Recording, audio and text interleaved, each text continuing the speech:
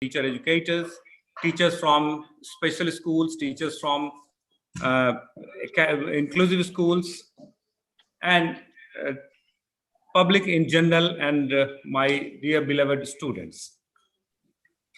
I introduce the theme of today's program. This year, the theme for celebration of this International Year for Persons with Disability is building back better towards a disability inclusive, accessible, and sustainable post-COVID-19 world by, for, and with persons with disability. So this is the theme with which the United Nations has decided to observe not only this day, but a whole fortnight that started from 25th November and is scheduled to culminate today, that is 3rd December. So, disability inclusion is an essential condition to upholding human rights, sustainable development, and peace and security. It's central to the promise of the 2030 Agenda for the Sustainable Development to leave no one behind. The commitment to realizing the rights of persons with a disability is not only a matter of justice, rather, it is an investment in a common future. And as we know that the rights of disabilities that we talk of, it's not a right that has been achieved or has been granted in a single day. It has experienced a movement of decades and centuries, and that started with a medical model of disability, ecological model of disability, uh, personal social model of disability, welfare, charity model of disability, psychosocial disability, and nowadays in this current, it has been accepted in the right-based framework approach, and that's why we have the evidence in the form of United Nations on the Convention of the Rights of Persons with Disability, in short form called as UNCRPD 2006. So the observance of this annual day, that is International Day of Disabled Person, it was first proclaimed in 1992 by the United Nations General Assembly Resolution 47/3. And this promote, as I said, rights and well-being of persons with disabilities in all spheres of society and development, and to increase awareness of the situation of the persons with disabilities in every aspect of life, that is political, social, economical, and cultural life. So this whole development of the rights, as I said, if we see the Indian scenario, then India was one of the first few, or say sixth nation to ratify the United Nations Convention on the Rights of Persons with Disabilities 2006. And thereafter, in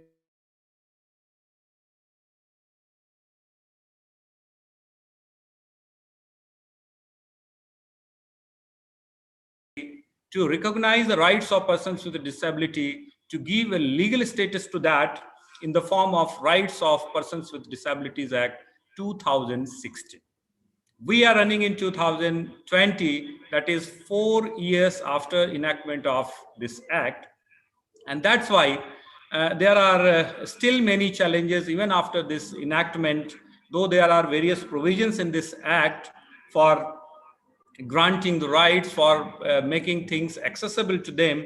To quote a few are, the salient feature of this act, that is RPD Act 2016, is a recognition of 21 categories of disabilities, which I would like just to name for the common people and the students, those who have are attending this program. These 21 categories are blindness, low vision, leprosy cured person, hearing impairment, locomotor disability, dwarfism, intellectual disability, mental illness, autism spectrum disorder, muscular dystrophy, cerebral palsy, chronic neurological conditions, specific learning disabilities, multiple sclerosis, speech and language disability, thalassemia, hemophilia, sickle cell anemia, multiple disabilities, including deaf blindness, acid attack victims, and Parkinson's disease. Before this act, the existing act, that was Person with Disabilities Act 1995, it used to recognize only 7 categories of disability, but this act has increased manifold and has included 21 categories into its fold. And that's why the disability figure or the disability demographic of our country is expected to be changed in the future when the new census will come in. So worldwide, it is estimated that almost 15% of the world population is having a disability of one or other form. As our HOD madam has just mentioned, that there are many disabilities which are invisible to our eyes, which do not appear prima facie. But even then, people face lots of problem in involving themselves, in including themselves in walks of life, at their workplaces, in their day-to-day life, in their cultural life, in participation in social, political, economic, and all other productive means. So I was just talking about the salient features of this act. This act removed the taboo of the taboo, that was a word that we used to use for the persons with disability in India, that was handicapped. So now this RPD Act has introduced a new work, that is persons with benchmark disability. And this act focuses on education, skill development, social security, health, rehabilitation, uh, mass scale awareness at all levels, including all the professionals, doctors, engineers, those who are building planners, the paramedical staffs, anganwadis, teachers, professors. So all kind of professionals are to be made aware regarding the issues of disability. Research and development, cultural recreation, and participating in sporting activity. Uh, Recognition of rights of more vulnerable groups, and increasing uh, the reservation in employment as well as education, making it to 5% in higher education and 4% in employment. So with this, we have decided, kept the theme for this webinar, the rights of persons with disabilities. What's the way forward? Because after 4 years of passage, still we need standard rules, regulations to be formulated by different bodies. So with this mission and vision, this webinar has been organized, and we are eager to listen to the dignitaries, those who are attending. So once again, thank you all. Now, I would like to invite the chief guest of today's program, Mrs. Sakuntala Dole Gamlin, Madam, who is currently the Secretary of Persons with Disabilities Department and Chairperson of Rehabilitation Council of India, Minister of Social Justice and Empowerment, Government of India. Before that, I would like to just introduce in few words. Madam Gamlin is a 1984 batch Arunachal Pradesh, Goa, Mizoram, Union Territories cadre IS officer. She has earlier served as Chief Secretary of Delhi and thereafter Chief Secretary of Arunachal Pradesh too. She has been alumnus of Lady Sri Ram College of and University of Delhi, Delhi School of Economics. She has experience of more than 30 years in this field.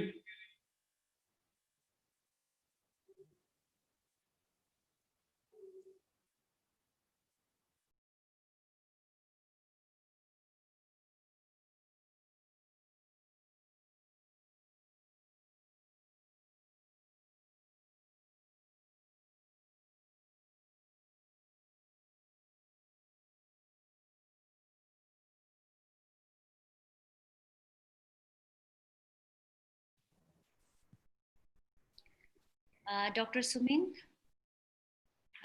Before that, I would like to request our registrar, Dr. N.T. Rikam, to address the gathering. Dr. Sumin, if you can kindly introduce our registrar, Dr. N.T. Rikam.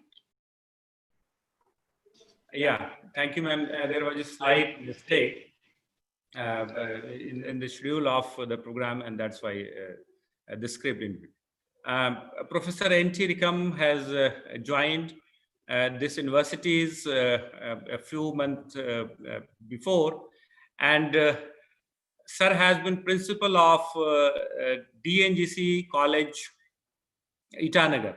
So with this brief introduction, I would like Registrar Professor N.T. Rikam sir to address the gathering. It's over to you, sir.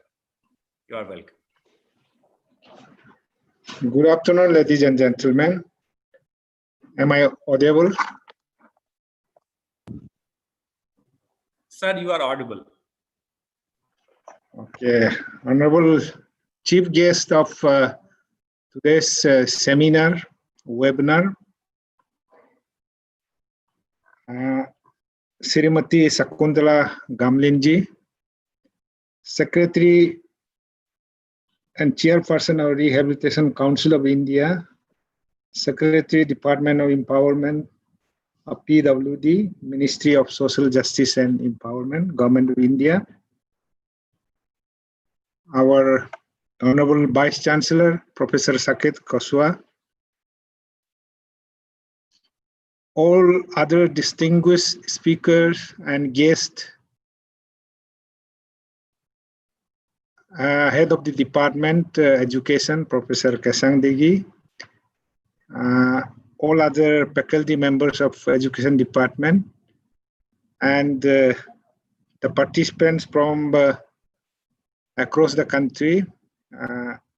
I joined the Department of Education in welcoming the guests, especially chief guest of today's webinar, and all other participants from outside the university on this very important function on persons with disability. Today, being the World Disability Day, we are celebrating this day. The Department of Education is organizing this program. I must extend my hearty thanks to the department, and of course to all other departments and organizations who are joining us, especially social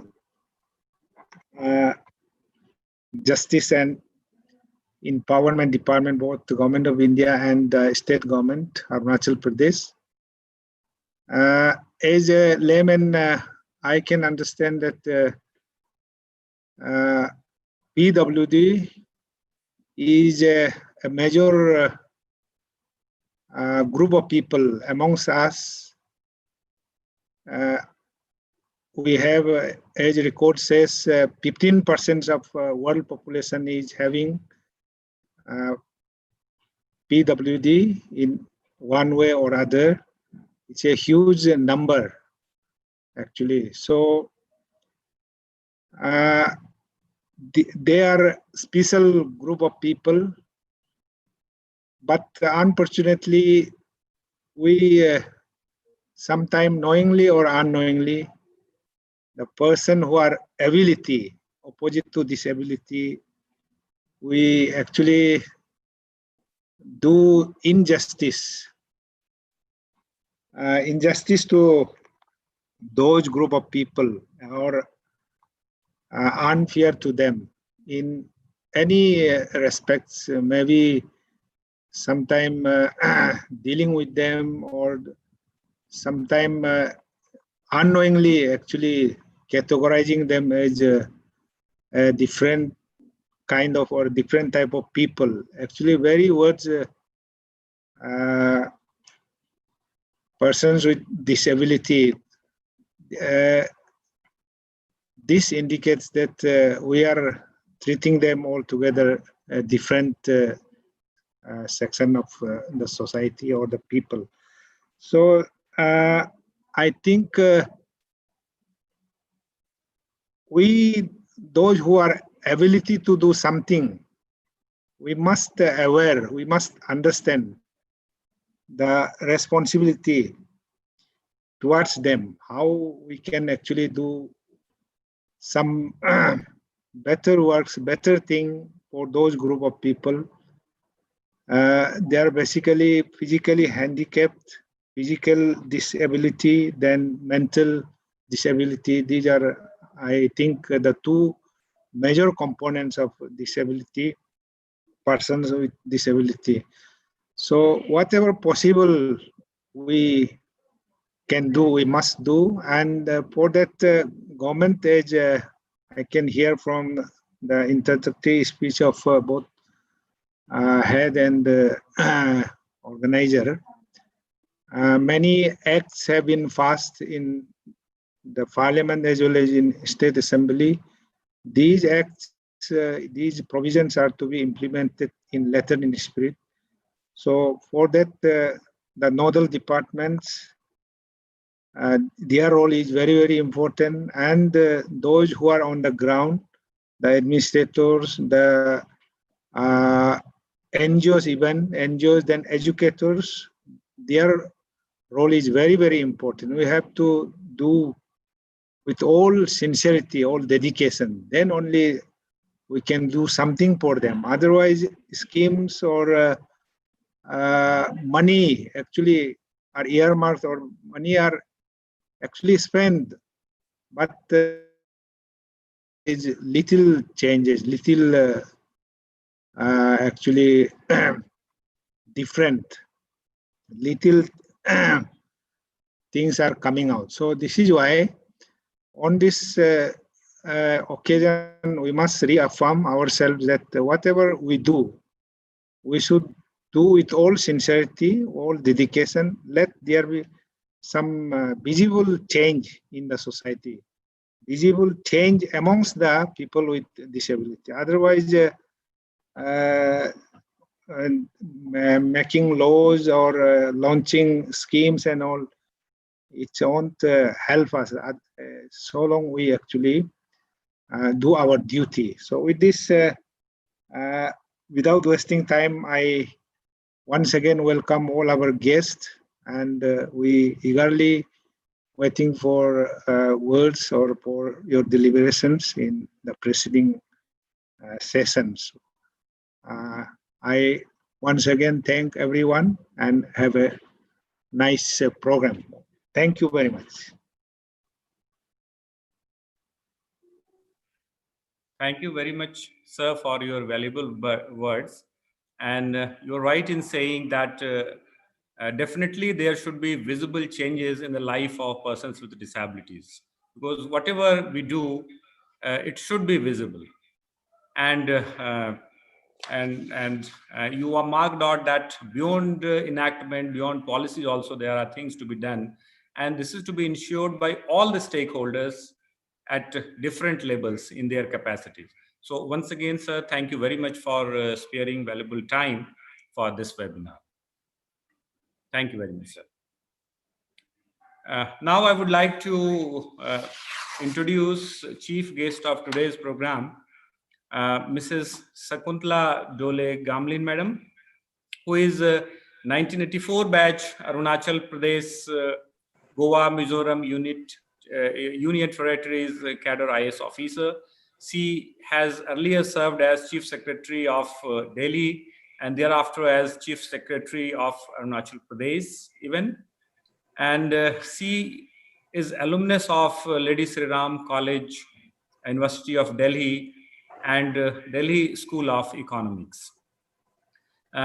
She has experience of more than 30 years in administration and public life, and she has started her career as SDM South Andamans, and thereafter moved to Tourism Department, Nicobar Islands, and thereafter she had been in charge in the Ministry of Health and Family Welfare, Ministry of New and Renewable Energy, and Joint Secretary in the Ministry of Health and Family Welfare, Government of India, and Director, International Relations, Ministry of New and Renewable Energy. She has worked as NDMC chairperson and also as Deputy Commissioner of Municipal Corporation of Delhi.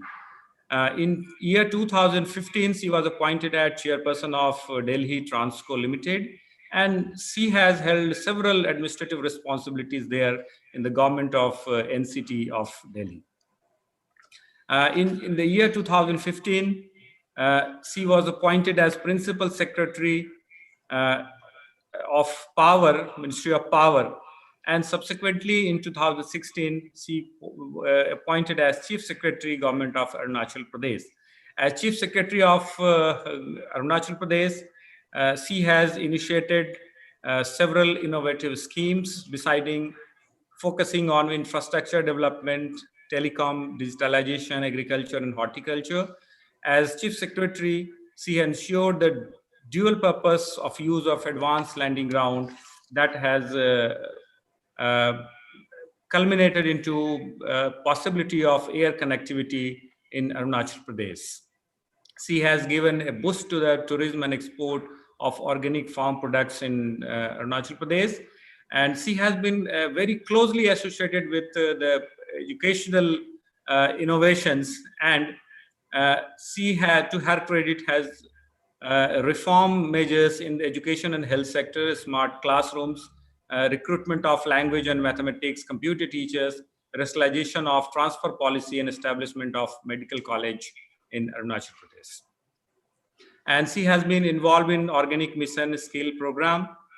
And in the year 2002, she was one of the members of the Indian delegation for the eighth session of the Conference of Parties of the United Nations Framework Convention on Climate Change.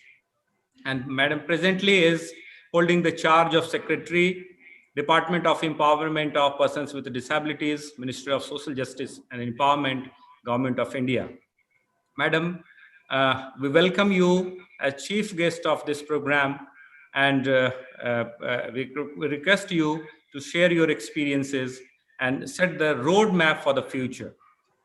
May I now invite Madam Sangutla Gamli. It's over to you, ma'am. Thank you so much. Am I audible? Am I audible and visible?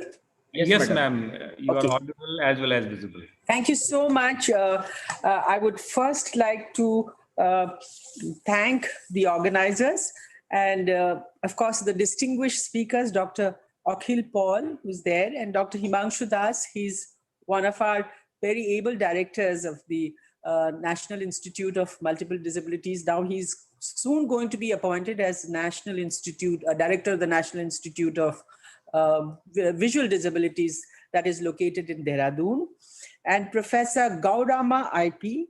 We also have to, of course, mention Professor Saket Kuswaha, who's the Vice Chancellor of the Rajiv Gandhi University. I'm sure he's there. And Professor A. Mitra and Professor N.T. Rikam. And of course, Professor, how do you pronounce this? Rakob Taba. Is it Rachob Taba or Rakob Taba? Rachob Taba, madam. Rachob Taba, okay. And then Professor Kesang Degi. And of course, the conveners, Dr. Sumin Prakash and Dr. Akash Ranjan. I'm very happy to be here in this webinar today, and particularly because of my,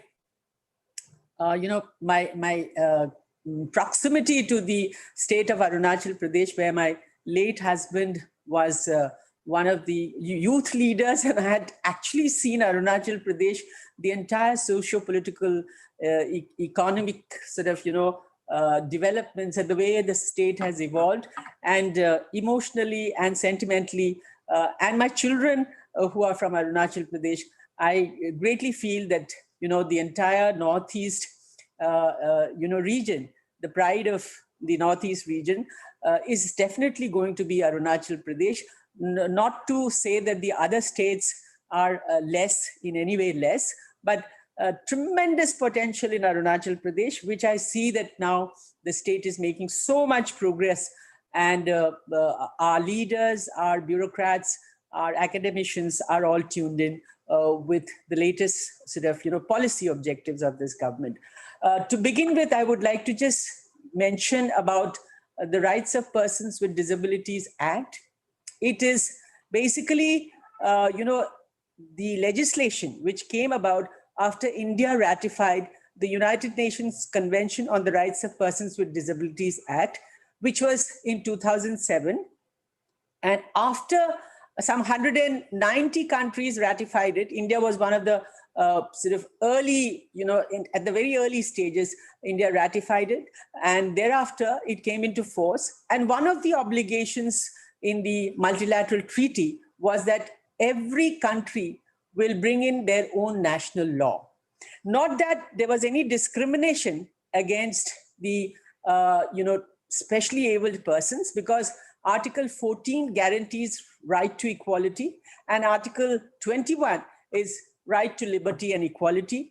And the directive principles of state policy also mentions about elderly citizens and disabled persons. But when we looked at who are the specially abled persons, often we found there was sort of, a misconception of what their capability was and is, and who are the persons who would be able to sort of, equally serve in terms of their responsibilities, in terms of their economic sort of, growth, in terms of their social inclusion. We often found that because they had certain constraints, which could be physical impairment or sensory impairment, like the visually sort of, disabled person, or the hearing impaired person, or the locomotor disabled person. So we often found that they were not fully included, because somewhere there was a lurking doubt in the minds of the people and in community and society that such people will not be able to optimally serve the society or the organization in which they would work, or therefore they should be given some lesser responsibilities, or most of them were sort of kept out because there was this misconception and prejudice that they are stigmatized people, they are people who won't be able to optimally serve.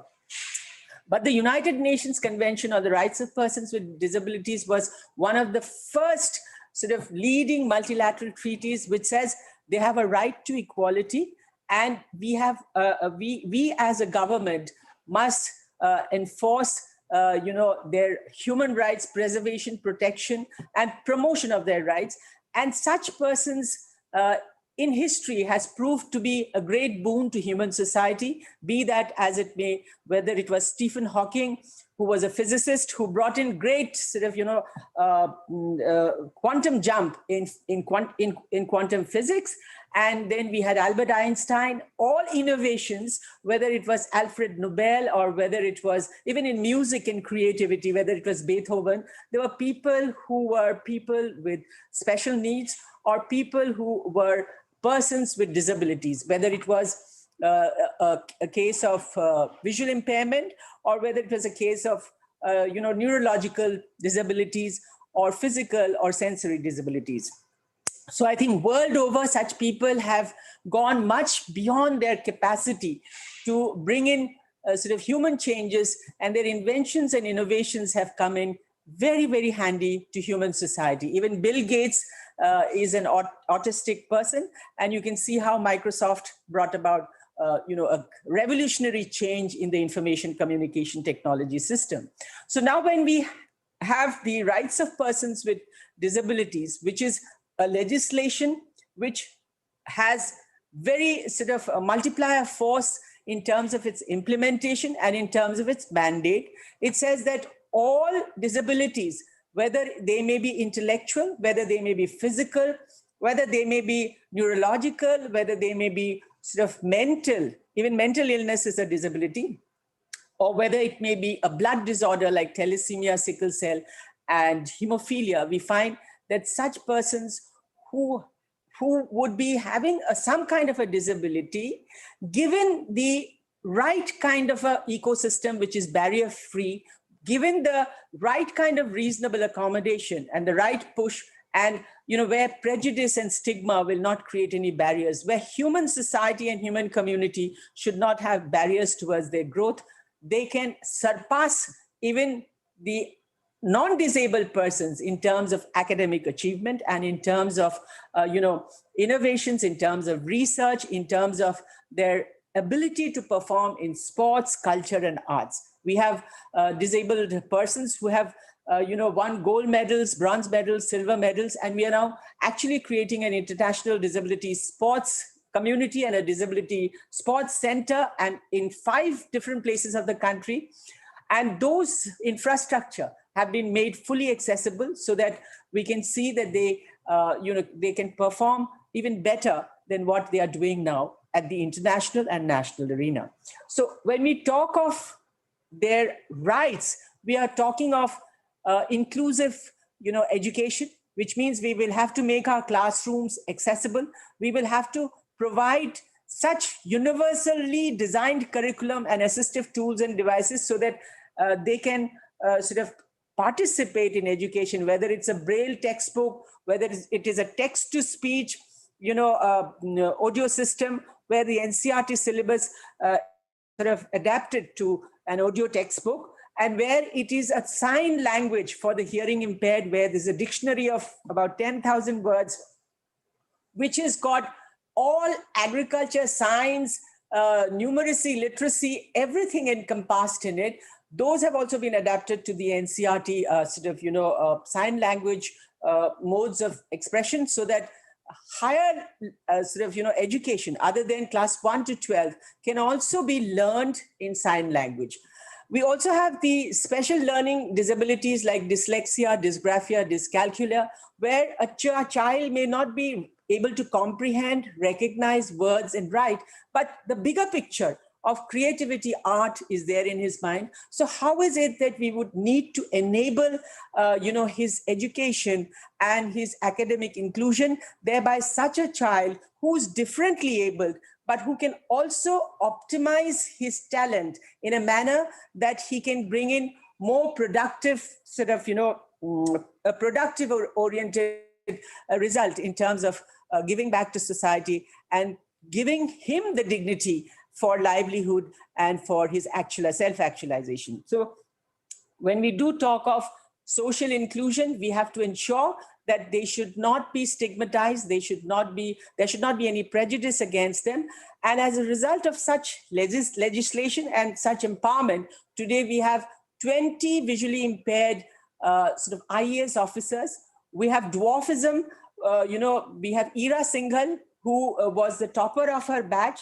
And we also have very many specially abled students who have made it into engineering. And we also have scholarship schemes for such students for pre-matric, which is 9 to 12, post-matric, which is, graduation and post-graduation, top class, where centers of excellence, whether it is IIM or whether it is IIT, we give them scholarship, overseas scholarships for postgraduate, postdoctoral studies. And we find that many of such students who are, people with special needs actually go to study astrophysics and, space science, which normally people like us wouldn't be able to do from the point of view of the hard labor and the focused mind that needs to be there for pursuing such serious academic subjects. I have often found that, our blind school, we have students who score 100 on 100 in math. And I was wondering, how could they score 100 and 100 in math when they don't see the numbers, they don't see the shapes and sizes? I found that through a feel of shapes and sizes, through tactile surfaces and tactile geometry instruments, they are able to imprint in their mind that what is a circle, what is a radius, what is a perimeter, what is a triangle, what is an obtuse angle, what is an acute angle, what is a 90-degree angle, and they score 100 on 100 in math. And I was often, when I was teaching math to my son, I was trying to tell him that, you have vision, God has given you all your sort of sensory, organs, and your faculties are right. So why don't you think like a visually impaired student? You have to think about the problem more than be distracted by your WhatsApp and, your internet. And I found that through a sense of feel, when you study, you are able to actually do much better than students who are being disturbed by the smartphones and WhatsApp and then the internet and the external environment. And we often found that hearing impaired students are able to also do much better despite the fact that they are mute and they are not able to speak. When we organized a cultural show, I found that this girl who was deaf and mute, she was perfectly an exponent of what is it called, Kathak dance. She was able to match every beat of the music through the feel of airwaves. And I found that she didn't miss a step. And she was one of the best exponents of Kathak music. Of course, she trained under a guru. So one thing is very clear, that such people are not lesser mortals. And by our human assessment, when society or community, we sort of discriminate them, we are actually leaving out a potential talented person who could actually give back to society and to community, tremendous in terms of his leadership, his innovation, and his thought. We have a blind student who scored sort of 100 on 100 in math, was denied university admission. He went to the MIT in USA. And after he passed out from MIT, he came back, set up a startup. Today, he has a turnover of more than 100 crores, and he is engaging more than 3,000 such disabled persons. So we have very many such success stories where people who are visually impaired, people who are hearing impaired, people who may have been discriminated for the reasons that they had some shortcomings in terms of their faculties, have proven more than more than sort of the expectations of the society and the organizations, that they are much beyond what people had assessed them to be. So today, the Rights of Persons with Disabilities Act has actually provided quota of 4% for central government jobs and 5% for all higher level educational institutions, be that as it may, the IITs, the IIMs, the All India Institute of Medical Sciences, or, such regional engineering colleges, as the case may be. But all central government educational institutes, they have a 5% reservation and 4%, which translates into lakhs of jobs in central government organizations like banks, railways, and even academic institutions. And we find that whether it is a class 4 employee or a class A group A sort of gazetted officer or an academician, they do very well in terms of their performance, and they are assessed very highly by their reporting officers. But when their promotion has to come, then we find that there are prejudices. So a supervising officer who's not directly supervising them would say, no, he's very good, and would sort of promote the other person. Such cases also, we are ensuring that they are justiciable under the Act. We as Chief Commissioner or the Civil Court are sort of entertaining such cases. We are restoring their promotion quota, as it may, and we are ensuring that every organization must keep a roster system by way of which the quota, which is a horizontal reservation, must be given to such persons who have the necessary qualification. We also see that such candidates, if they require a scribe for their writing of the exam, extra time for their exams, such things are also provided for in the provisions of the law, and also through government dispensation. And we ensure that since the Rights of Persons with Disabilities Act is universally applicable, all state governments should notify the rules, adopt the rules as they are, and they should not go below the threshold level of 4% and 5%, as the case may be. They could give even more, like Madhya Pradesh gives more than 7% reservation. And some of these states have also sort of worked out some formula of giving them more than 5% or 4% reservation for government jobs and also for academic sort of institutions. We also have something called the corporate social sort of responsibility, where private sector could engage with us in terms of their recruitment and skill them and take them. For that, we support them with a 10 years, a provident fund and gratuity contribution from the government side, so that the private sector does not feel a pinch initially to recruit him till he is proven to be an asset to the organization. So we support such, contribution from the government side. And we also try to see that skilling and training should be done in a manner where their ability, like if somebody has cognitive ability, but he's on a wheelchair, he may not be having an arm or a leg, but he's got an ability to do a typewriting or use the computer. So he could be trained as a management sort of level person, or he could be trained as a bank employee, as the case may be. And we have a person in one of our organizations. She doesn't have arms, she has only one leg, she sits on the wheelchair, but with that one leg she's operating a telephone, she's a telephone operator. So all these cases are there where there's a live example of the person being able to sort of do a job properly, be trained, and use his ability to pursue academics and livelihood issues.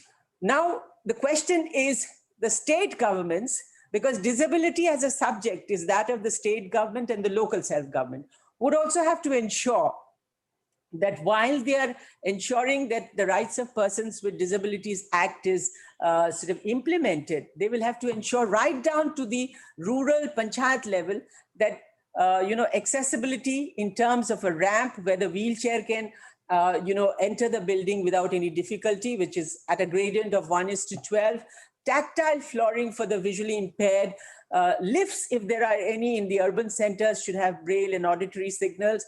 Universities must be accessible, and equally in terms of accessibility of toilets, schools and colleges and universities must have accessible toilets. And those accessible toilets must be built on the basis of prescribed specification under the harmonized building guidelines, which your local self-government, which will supervise and oversee the building plans of such institutions, that needs to be implemented by 2022 June, which is provided for under the law. We also want that existing buildings without much sort of expenses could be made cost effective. There should be a separate earmarked parking slot for such specially abled persons. There should be a wide entrance door where the wheelchairs can come up and down. The corridors should be wide. There should be a tactile flooring, non-skid tiles, and a double height railing for them to go. The staircases should have, color codes so that a low vision person will be able to, climb the stairs. There should be a double height railing so that he can take the help of, the railings when he's climbing the stairs. There should be signages of, such disabled persons direction, in terms of, negotiating the building, which floor the accessible toilets are, and accessible toilets where, the doors open out, and there should be a two slides by way of which he can enter, and the commode should be or Western style or a Indian style, should be accessible. He should be having a horizontal bar, a vertical bar, and he should be able to wash his hands. So everything has been prescribed in terms of its detailing. It's the state government that will have to adopt those harmonized guidelines, retrofit the existing buildings, even the private buildings where the malls are, the cinema halls are, the theaters are, the stage also has to be, provided for with a ramp so that, such people who have beautiful sort of voices, they can sing, they can play the guitar, they can sort of, play the piano, they could also have access to the stage. Accordingly, I would also like to say that all these have been provided for and the certification process of 21 categories of disabilities, the guidelines on the basis of which such persons should be certified, that also has been launched through a unique identification portal where such persons can apply for the online certificate to the district to which he belongs, to the chief medical officer. So every chief medical officer or a district medical officer is now linked on to our unique identification portal, and they could apply within 15 days. He's supposed to be given time. His assessment of whether he has got disability of 40 degrees and above, that needs to be seen, whether it is vision, whether it is hearing, whether it is locomotor, whether it's intellectual, where in special learning disabilities, there's a comprehending of lines, words, sentences, numbers. All these have been provided for with a composite set of doctors. And if doctors are not there, you could empanel private sort of qualified doctors or borrow doctors from the neighboring state, do it on a campaign mode and give him the certificate. And that certificate will be put in a DigiLocker. And with that, he could go avail travel concession in railways, and public transportation systems are supposed to be accessible, where buses are supposed to be low height, earmarked sitting places are supposed to be there for the specially abled persons. And you also need to ensure that attendance and escorts are provided for if the bus stops, bus terminals are not fully accessible, but we should graduate towards providing them accessibility. And when we talk of accessibility, we don't mean that only the visually impaired or the wheelchair sort of disabled persons would be able to benefit, because accessibility finally will lead to a universal accessibility where all of us stand to gain, whether she's a pregnant woman, a child, or an elderly person, a person with knee problems, or a person who has orthopedic problems. All of us would find that aero bridges, ramps and lifts, bring in more efficiency and accessibility. So accessibility in railway stations, accessibility in bus stands, accessibility in schools and colleges would actually mean universal accessibility for all of us. So we are providing some fund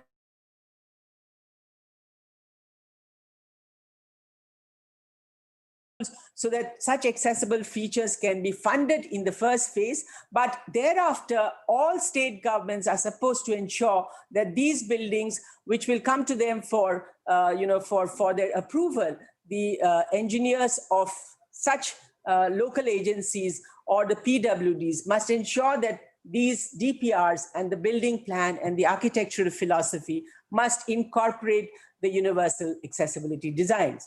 But having said that, I would say there are many schemes. We have scholarship schemes, we have the UDID portal, we have the Deen Dayal rehabilitation scheme for their education, for their rehabilitation, for their composite sort of training. We have the high dependency disabled persons so that caregivers can be given. We are also starting a National Institute of Mental Health Rehabilitation, because mental illness has a spectrum of from anxiety, depression to bipolar schizophrenia, where a concert of psychiatrists, clinical psychologists, rehabilitation professionals need to work together seamlessly.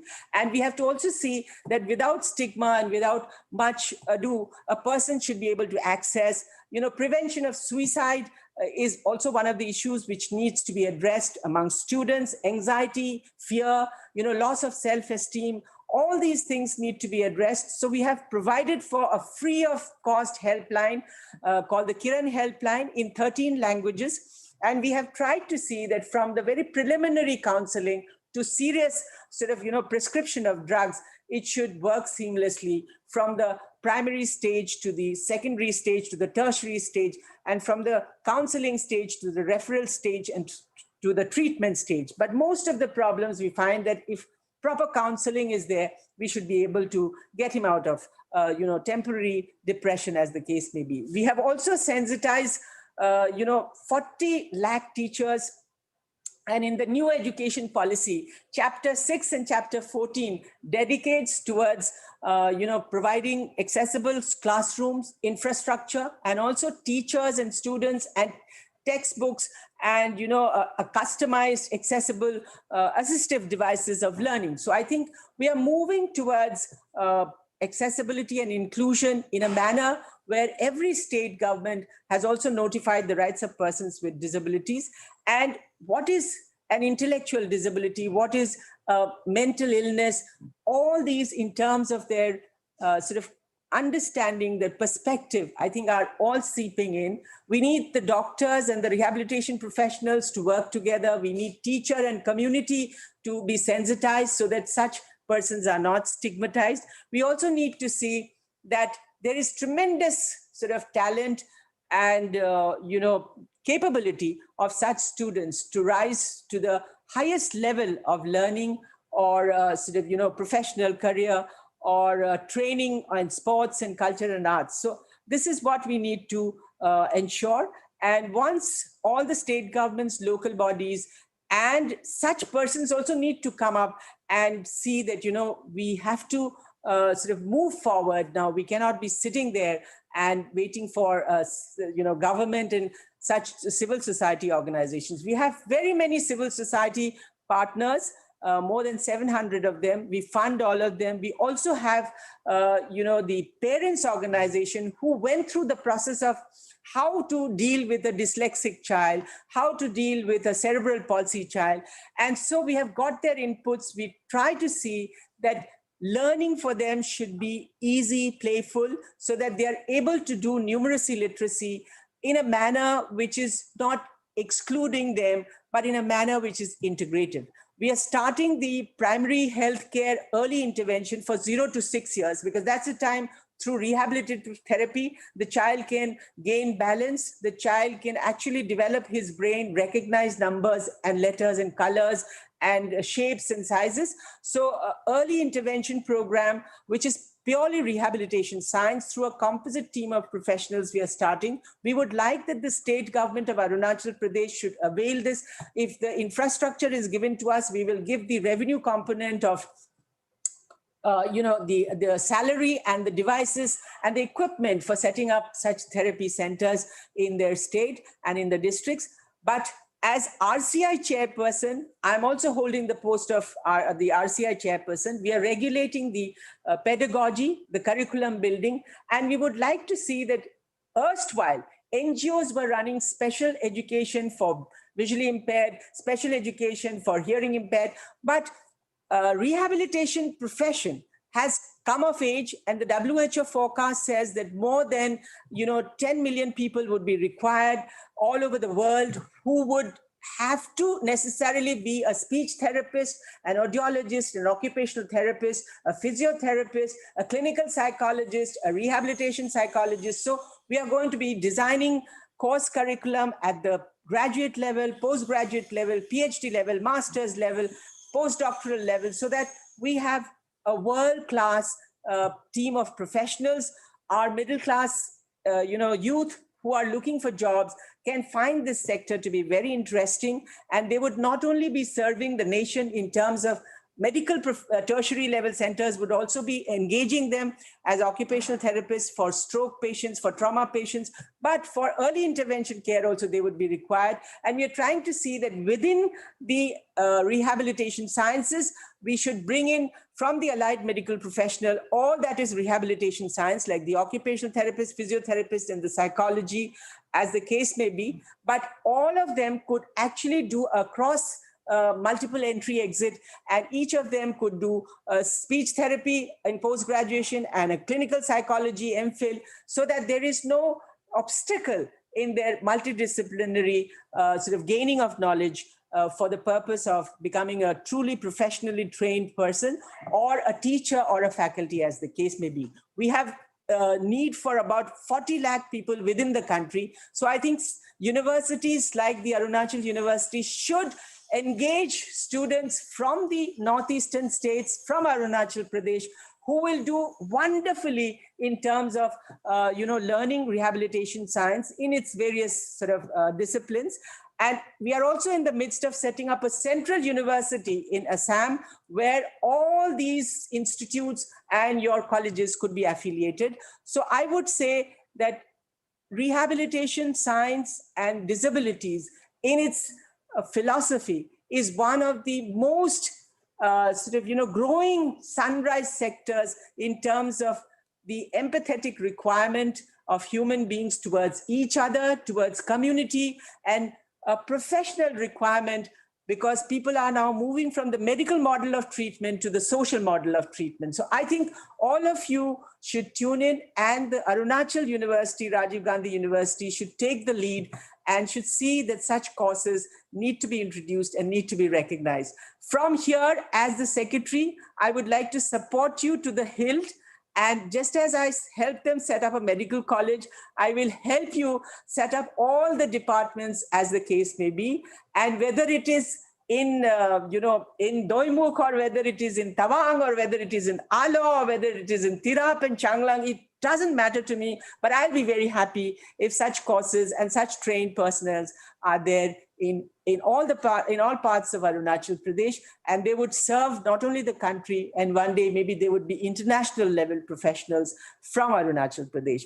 So with these few words on this International Disability Day, I'm very thankful to you for having invited me. We organize a national awards function for organizations and individuals who have done outstanding work in disability accessibility and in inclusion. So, and also in developing rehabilitation science as a subject and as a as a discipline where academics and research and service can grow together. So I would like to thank all of you, and once again request all of you that please see this as a growing sector and see that more and more people are brought under the umbrella of the Rehabilitation Council of India to serve not only the disabled person, but towards a philosophy of universal accessibility and universal inclusion. Thank you very much. Thank you very much, madam. We feel privileged in hosting you this afternoon, and we assure you that RGU definitely would join with shoulders and will try to do whatever we can do so that we can create more manpower, as you said the target that how much manpower is required in this field in the form of different professionals. So definitely, ma'am, thank you very much for accepting our invitation in a very short notice. And rather, I would say that being from Arunachal only, you could see you have accepted this invitation. So we are. I'd like to tell you that for your university, if you give me a proposal for making your university accessible, straight away I will grant you money for implementing your project. Yeah, definitely. Thank you once again, madam. We are going to definitely write in near future, and our department has the vision to establish a center or a we can say wing for disability studies and rehabilitation studies. So definitely that is in the pipeline of our department vision, and definitely we will be joining hands with your ministry, and we will seeking your support in this regard. And we assure you that we will move further on the path that you have shown us today. So I would request you to carry on with your program, and I'll sit here for some time to listen into your panelist speakers. But if you have any questions, I would like to field a question. If any of your distinguished panelists or participants would like to ask me a question to clarify their doubts, I can give them 5 minutes more. Yeah, definitely. Thank you, ma'am. So I request the distinguished speakers, panelists, esteemed faculty members, and other academic galaxies, those who are present. If you have any question, madam is right there. You can ask and get first-hand information from the madam. Yeah. Those who wish to ask any question or any clarification regarding various things that or the experience or the ideas madam has shared, please unmute your mic and ask the question.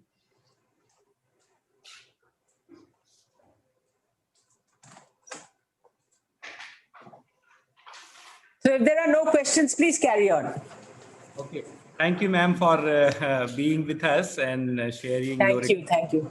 Yeah, we look forward for future association, and definitely our university is going to write you for for different things and association in the future. Okay. Thank you once again. Thank you so much. Moving with our today's program, we proceed to our next distinguished speaker, Professor Gauramma IP, currently the head Department of Education, Regional Institute of Education, NCRT, Bhubaneswar. And for her formal introduction, I would like to invite Dr. Satish Kalhotra sir, who is our senior departmental colleague in the Department of Education, to present a brief bio of Madam Gauramma. Now it's over to you, Satish. Thank you. Good afternoon. She tested positive and everything came to the pleasure of introducing today's grand round second speaker, Professor Gauramma Ji. Professor Gauramma is a head of department in Regional Institute of Education, NCRT, Bhubaneswar. She has obtained MSc in Psychology, MAd in Special Education, PhD in Education, Learning Disability, and PG Diploma in Hearing Impairment. She has also worked as a research associate for Indo-US cross-cultural study in Mysore. Professor Gauramma also joined to work in a research project in All India Institute of Speech and Hearing. During journey of learning, Professor Gauramma got chance to interact with students at various levels of learning. She has also participated in various conference, seminars, workshop, training, and orientation program of state, regional, national, as well as international level. Professor Gauramma Saiva has also published thematic as well as research articles at national as well as international level. She has also developed courses for regular and distance mode as team of member. She has also prepared SLM record audio lessons for distance mode learners.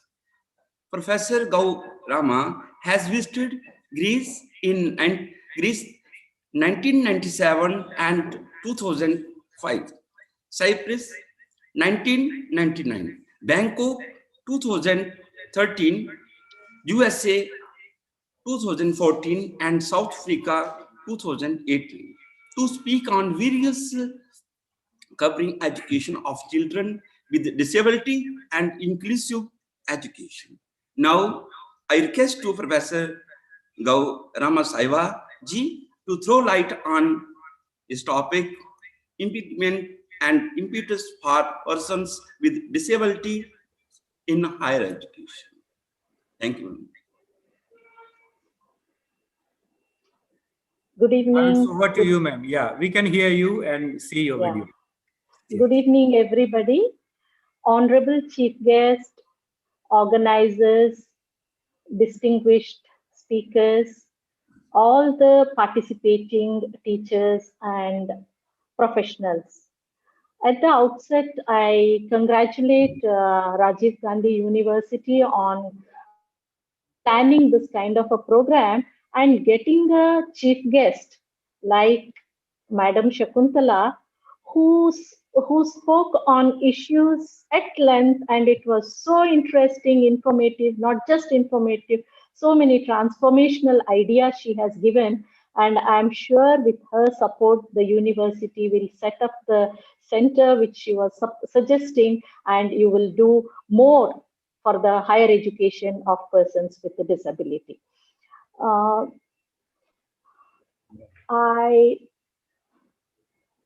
You can please remind me, Saumin Prakash and Akash Ranjan, you can just remind me. I'll try to complete my talk within the time given to me. Yeah, thank you, ma'am. Higher education for persons with a disability, when we talk of, because the feeding is from the initial level of education, and it is uh, uh, topic which is of much concern, not just for us in India, but at the global level. Because to navigate through the system of education and reach higher education, there are several impediments, and definitely, as madam was giving lots of examples and the success stories, like people getting into different services, the highest service like the IAS. When such examples are there, let us see, though there are such success stories, we still feel that they are discrete instances, and we still cannot legitimize and what exactly provides impetus to get such success stories to the mass, and every person with a disability gets that honor, dignity, and opportunity to perform to their fullest level. I'll share screen and quickly go through the.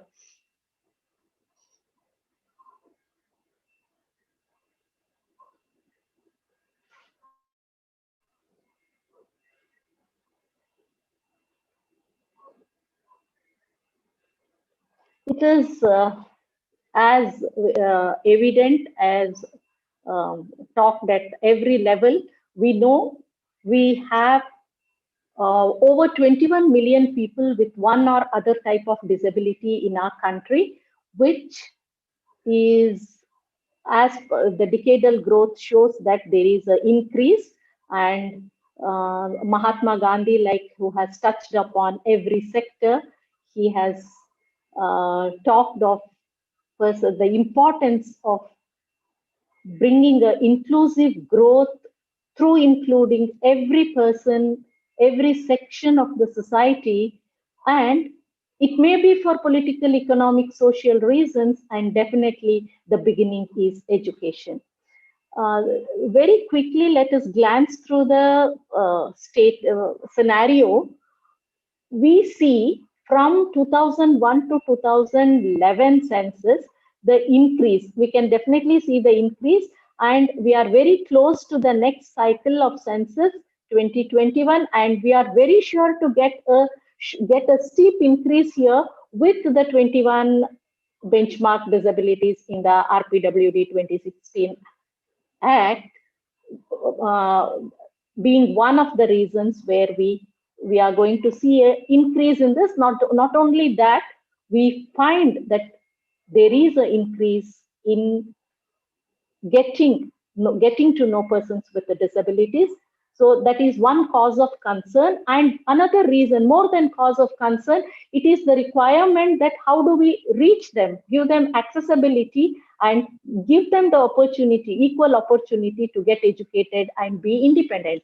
And the gap in literacy rate compared to the general population, see, there is gap, no doubt. And very surprising, and again a cause of concern, is the increase in the gap in the past 10 years. The gap, and in the next cycle, let us see how. I'm hopeful that the gap will show a decrease in the next cycle, but again a cause of concern.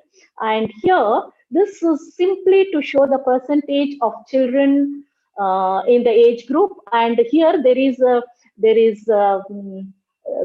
discrepancy of data is there, because this particular age group of 5 to 19 persons with a disability, this number is from the census data, whereas their enrollment in elementary and secondary school is from the UDICE data. So because of the asynchronous data, probably that the gap is there.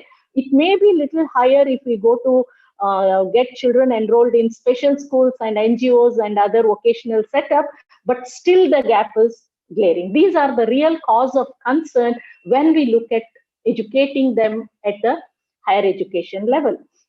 And this is the AISHE data, the higher education data, which shows, again, there is an encouraging trend where the percentage, we see a slight increase, but with the explosion in higher education, the amount of importance given to higher education, post to 1980, this percentage or the number is still a cause of concern. We need to work hard to see that every child with disability gets into secondary level of education and has an opportunity to go for higher education as per their interest.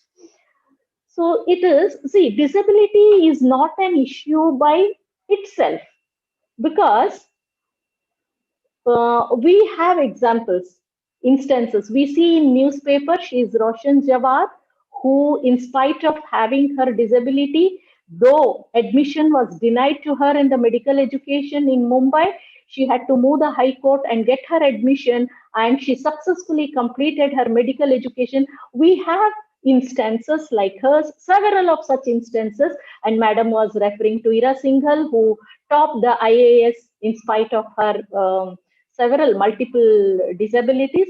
Still, there are examples. This kind of instances are there, and they are not just. It's a disability is a part of life. If we see, we all have certain disabilities, and we are living with it, and they are not just their life, but they're also living as legends. We have several examples of highly successful people in spite of having a visual impairment. Gerrit Vermee of Netherlands is a successful scientist. He is using his tactual experience to understand and study and provide lot of, he has contributed to the academic area of mollusks so much that nobody else in the world could do. And such legends we have several. And not just that, in our day-to-day experience also, we see people, highly inspiring people who are working in spite of all the challenges. They are working, they are passionate teachers, they are passionate sports persons, and they are very successfully leading their life, showing us, the professionals in the area of education, that we have to provide them equal opportunity and give them lots of encouragement so that everyone has an opportunity to succeed. They are like every one of us. They are laughing, learning, and living just like all of us. Still, higher education is a steep upward climb when we see the data, when we see the reality. We are working in higher education setup, and we know the difficulties of people getting entry into it. What are those challenges? And once they get entry again, what are those accessibility issues, the resources, and then the encouragement and support which they deserve? Why are we not able to provide? Let us just quickly see. And people with a disability face the major challenges I have classified as to. One is the socioeconomic marginalization. Just like any other category like race or caste or gender, disability also is a category which is prone to, and they are at risk for marginalization in spite of having so many strengths. And they are also facing deprivation because of their condition. And more so now, our distinguished madam chief guest was talking about, the invisible disabilities are also are a great area wherein we need to provide attention to. Because of their condition, they are marginalized. Again, of the success story, Arunima Sinha might be a person who could succeed in spite of several of her hurdles, and she is hoping to do more. And what is that impetus which we can give to other students whom we come across in our professional life, and see that they also can chase their dream and achieve success? Initially, it is the information about, the chief guest was speaking about the provisions, the more access, or what is that, the percentage, the increase in percentage for their education and employment, and so many new things. She was really giving us so much of information that we have to make use of those things. Certification for all the 21 types of disability, such information, where to get the certification, what is that reservation available in different institutes. If they are not providing the reservation, we can do so that they get into. It's not that people themselves are fighting for them. People like us who are working in education sector and higher education sector, we have to be activists so that we get them in the system and provide equal opportunity to them. Pre-entry, again, our speaker was talking about a person who scored 100 out of 100 but still did not get admission in an institution which he wanted, and who he went to MIT, and how the success was built upon that. I also come across several of such instances wherein our students, in spite of having all the requirement to enter into a higher education program, and for example, entrance exam, a provision for a person with visual impairment to take the entrance exam and go to the college,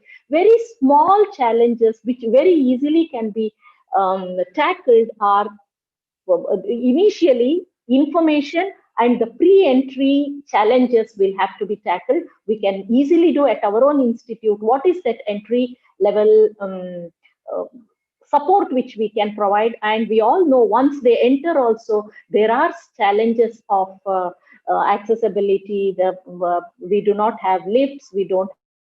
So students in higher education institutes are suffering because even hostel facility, moving from hostel to the institute, going to laboratory in hostel, getting into the dining hall, going to the washrooms, going to the common room, somewhere or the other, they face this accessibility challenge, which is very easily, which can be attended to. Then accommodating in this existing situation, what kind of accommodation can be provided, how much of support can be given from outside, because by themselves they are very, very accommodative and they try to suit any situation and show success. But what is our role to help them get that adjustment, accommodation? And individualization is another thing. We cannot look at disability as one whole group. And even if we take one particular disability, it is not that the individual difference is so vast, and the background variables like the early education, the family, and the motivation, the interest, the aptitude, everything is so individual. We cannot categorize them as a group of persons with a disability or with any one type of disability. We need to attend to their individual needs, because when we go into the individualization, we will be surprised to see the enormous strength in them which we can harness upon, that is missed because of individualization. The moment we think that the student has hearing impairment, we think that they have a language deprivation. Though that is true, if they have got good initial rehabilitation of speech reading or developing language based on certain technologies which are available now, they can speak or communicate or even comprehend. They can use the language much better than what all of us are doing. So we cannot think, we have to see the strength. That is what is individualization. If we look at the individual, we can look at the strength of that student, which is so much more encouraging for them to succeed, not looking at learning environment, the kind of environment we provide, the listening environment, the brightness of the classroom, the disturbance, the background disturbance. Even persons with autism, learning disability, they need an environment which is conducive for them to learn. They can learn otherwise. We don't need to support them at every step, and it's not like a spoon feeding, getting into every detail. No, it's only the environment which is required. If we can attend to that, that's another great support which they get. And all the learning resources, the library and other reading materials, any kind of resource we can think of,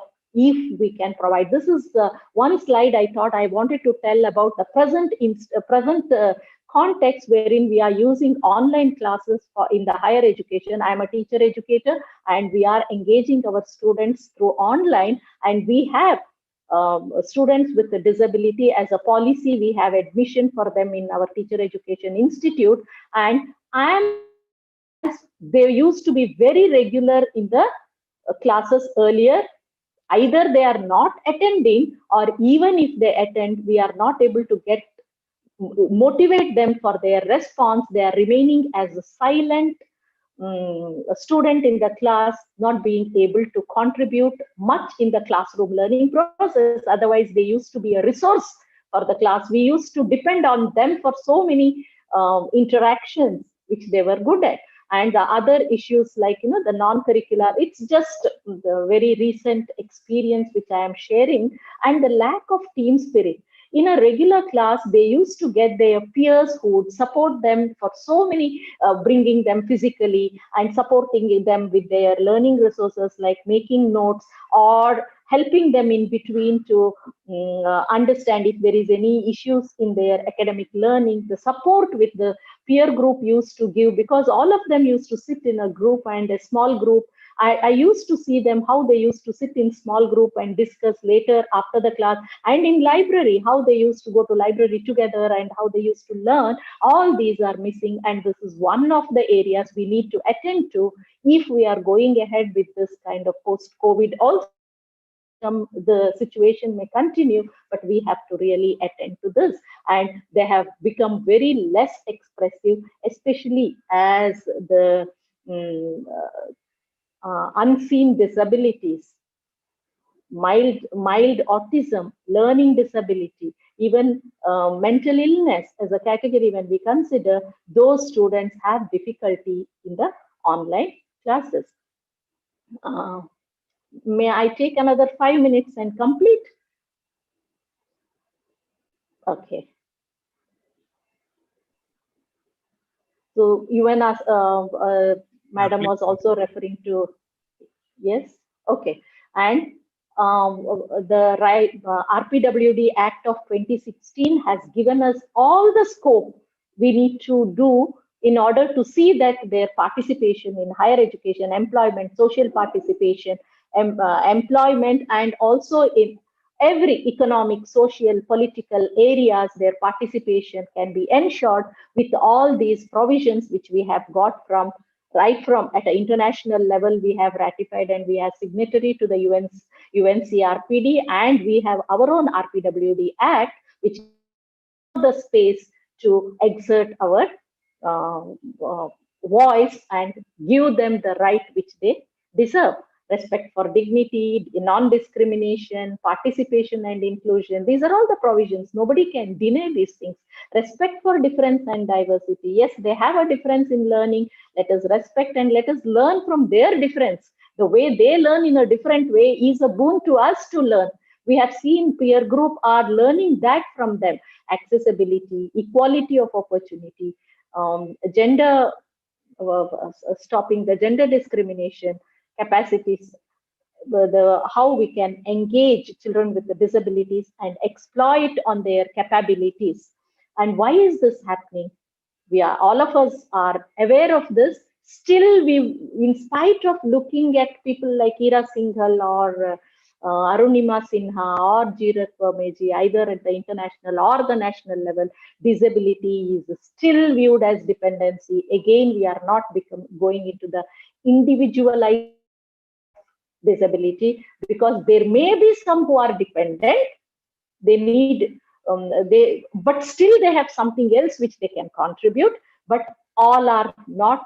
We cannot view everybody as they are dependable, and disability is considered as the visible disabilities attract more sympathy, and when the moment we give sympathy, our action stops.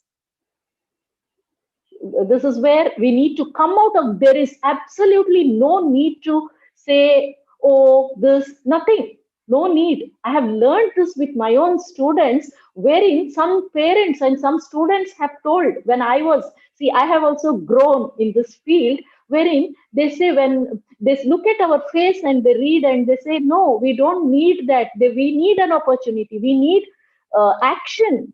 See, as professionals, as stakeholders in school education and teacher education and higher education, we need to be action oriented. What is required for them. The case of people with hidden disability, it is again, they are more misunderstood, especially people with mental illness and autism spectrum disorders. They are so much misunderstood, and we never give them an opportunity to exploit the strengths which they have. They have the potentials, the predisposition they are with. We are not giving them the opportunity because it is less understood. We need to, first of all, create an awareness about these lesser known disabilities. And moreover, disability is the challenge is the social construct of disability. That is what is affecting us, their life in society, and it is carried to school also. In the school, they are looked as, oh, this child has a disability, they cannot learn. This is how the social construct is creating a challenge more than anything else. So we have to create a construct which is positive, and we have to legitimize, banking upon their strengths. It is time that we legitimize their participation and their capacities. So we don't have to do great things. We can all start with very small things, but with lot of love, care, concern. That is what is the requirement as professionals. We can do very small things we can start with.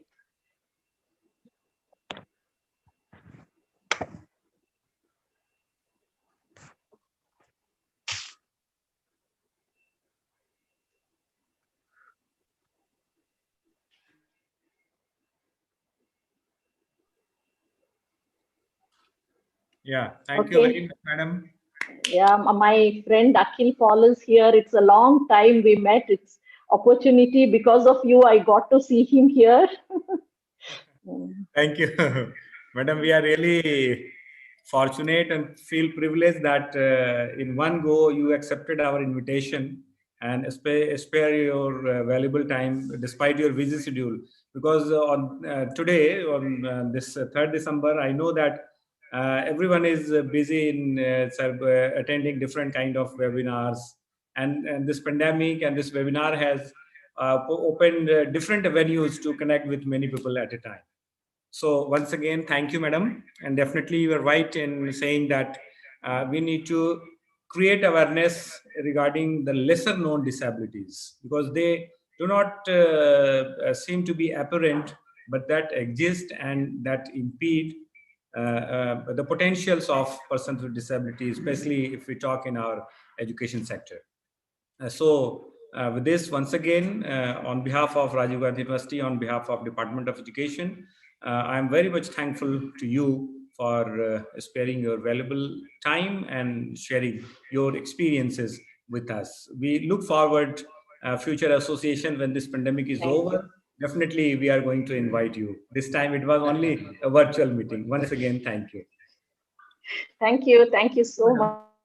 Congratulations once again for organizing this. Moving ahead with the program, we have with us Sri Yumlum Kahaji. Sir is director in the Sir is Department Director of Social Justice, Empowerment and Tribal Affairs, Government of Arunachal Pradesh. He has vast experience in this field, and Sir is going to share his experience on what's the contribution or what's the condition of different kind of legislations and programs in the state of Arunachal Pradesh. So, sir, Yumlum Kaha, sir? Now it's over to you. Now you pitch your voice. Good afternoon, sir. Am I audible, sir? Yeah, sir. You are visible as well as audible. Yeah, okay. You are welcome. Respected Namaskar. Secretary, ma'am, the Government of India, the Professor, Somin sir, all the other faculty members, and the distinguished guests. Presently, I am looking after the Department of Social Justice Empowerment in the state of Arunachal Pradesh. And as my secretary, madam, Sakuntala ma'am has already said, she is well aware about the problems and prospects of Arunachal. And I think she is a better person, much more better than me, knowing the problem here. As of our state, I think there are more than 33,000 disabled persons presently as of 2011 census.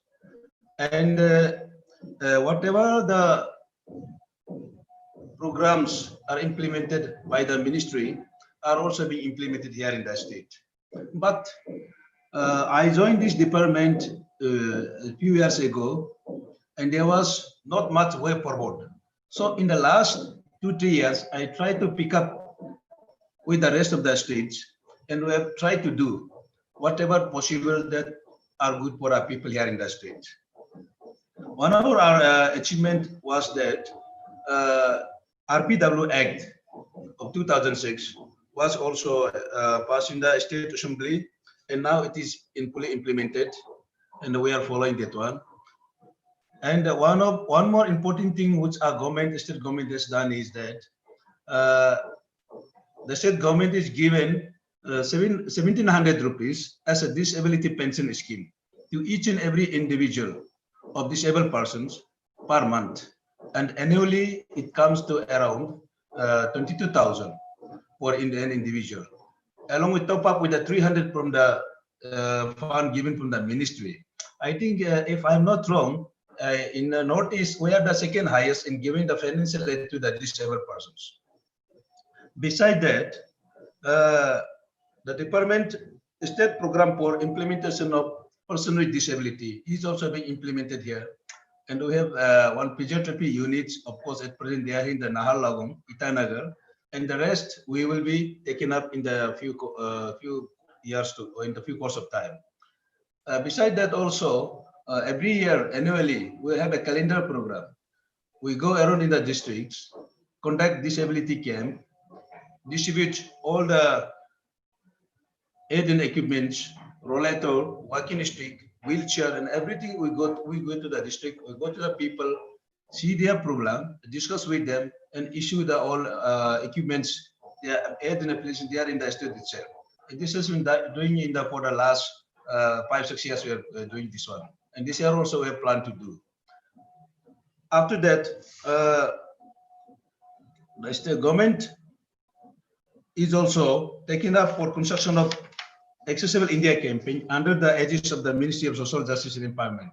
The Ministry of India has already sanctioned and released an amount of rupees 7 crore plus for construction of AIC campaign in the government buildings, that is in 6 buildings: Civil Secretariat, Legislative Assembly, Indira Gandhi Park, Science Center, Directorate of Tourism, Directorate of Science and Technology Office, and the files are on submission for construction of AIC camping in the finance department. So above all, after that, then state government we have also implemented this UDID card, which is a must for every disabled person nowadays. You know, one of the biggest problem in our state is that people have don't much aware about these disabled issues in the UDID card also. So we are picking up very slowly, steadily.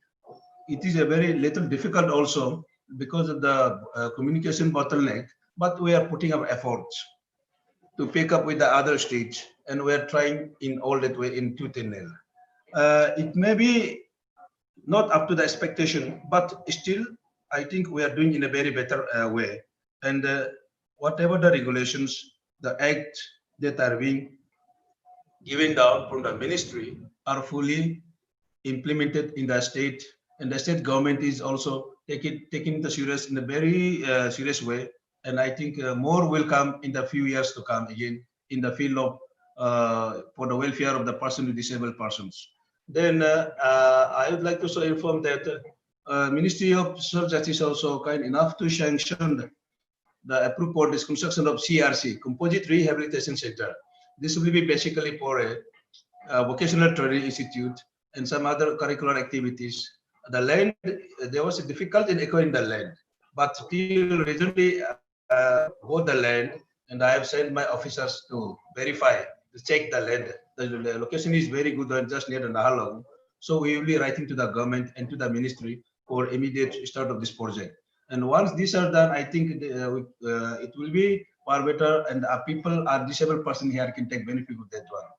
Then one thing I'd like to share from my experience also, most of our disabled persons, especially in the tribal dominated areas, this type of disabled persons, they are very aggressive in nature whenever they come to our office. That when we talk with them, frankly, discuss with them, the attitude of aggressiveness is there. Then in this case, we need a proper training.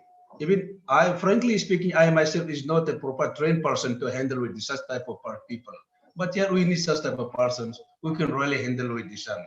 And as Madam has already spoken to you, the RGU can play an important role here. It would be nice that some disciplines, things introduced there in the RG also, because this education is lacking here. In Arunachal, we don't have any such type of facilities for any education, such type of things for handling with the disabled persons. We have got some Donipolo, it could be hearing impaired, but this is only purely for deaf and dumb, blind, and not for the complete handling of all the disabled persons. So we are failing even there is little problem here, sir.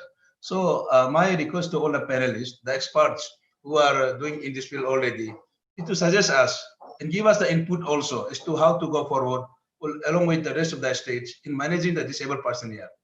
People are really hardworking, but the way they approach, they come to us for any help, any financial assistance, it is sometimes very difficult to handle with them also. Very difficult to let them understand the reality. Sometimes I'm facing such type of things sometimes. So it is sometimes very tough to handle. Me, like a layman, not having any expert on the issue, and handling with them is very tough. So my sincere request is that the RGU, especially the primary educational institute in the state, should have a stream, a department to handle with this type of things. And as Madam has said, the ministry is willing to help you in this way. And even from a state government side, if there is anything that required from the side, we will plead with the government, and I'll discuss with my secretary, my minister, and my government will discuss and will cooperate with you. Please go ahead, request the RG to take a lead in this thing. As of me, I don't have much anything to say, but some information, statistic data, which I will be giving it to the sir, Somen sir, for his information afterwards. So I have nothing, and thank you for inviting me. Okay, thank you very much, sir. In very brief address of yours, you shared a lot of experiences that you have with you, and you just talked about that how Arunachal policy of the Arunachal government, especially your ministry and department, how it is aligned with the government of India policies, and the initiatives that your department has taken in the form of issuing unique universal ID cards for persons with disabilities, and sanctioning rupees 1,700 rupees per month as a disability pension. So plus 300 from the ministry. So it is 2,000 per month. 2,000 per month. Okay. Yeah. So that's really a welcome move, sir. And we hope that these initiatives taken by your department and your ministry are going to visible change in the life of persons with disabilities.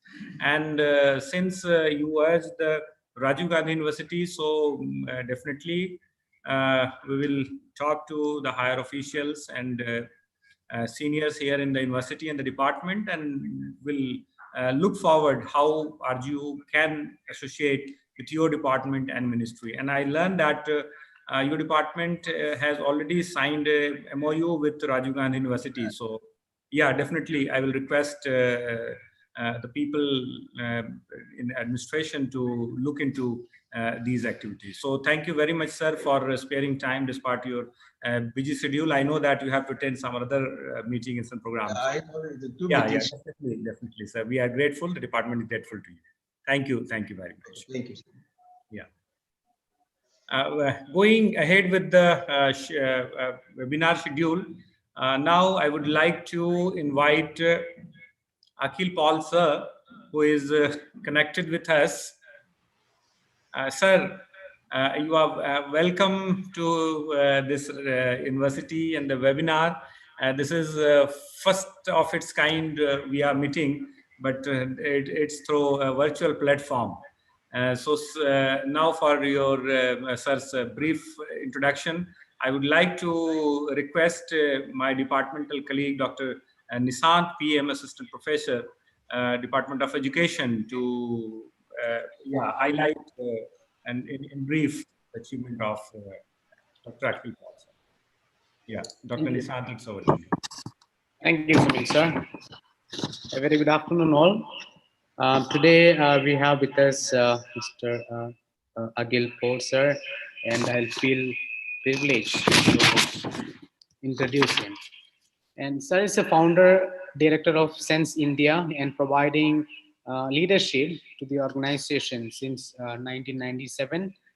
Uh, the organization started at his dining table and has now its presence in 24 states of the country and have reached out to more than 85,000 plus persons with deaf blindness. And Akhil was instrumental in setting up services for persons with deaf blindness and multisensory impairment in India. He has shaped up many policies of the country benefiting the PWDs and has been instrumental in framing up recently enacted Rights of Person with Disabilities Act 2016, which recognizes deaf blindness as a separate disability. He's a board member of Deaf Blind International, a world association promoting services for deaf blind people. He's also the founder member of the board of the National Trust for Welfare of People with Autism, cerebral palsy, mental retardation, and multiple disabilities. He is the recipient of HSBC Indo-British Award 2003 for outstanding services to deaf-blind people by establishing 25 programs in 13 states of India. He has also received Karmavir Puraskar by Icon Go in 2009. He has also received the Young Leader Award in the Community Service and Social Upliftment category at the prestigious Lakshmipat Singhania IIM Lucknow National Leadership Award 2010. His approach to social development is based on a deep commitment to the human rights and equality. He believes in sharing and learning partnerships in all aspects of his work and consciously work towards maintaining his role as a facilitator. He has shared his knowledge and skills across various countries uh, such as Nepal, Sri Lanka, Bangladesh, Bangkok, Malaysia, USA, Dubai, Uganda, Peru, Romania, UK, Colombia, and India. He strongly believes and practices towards Alan Martin golden words, which have been an inspiration to him.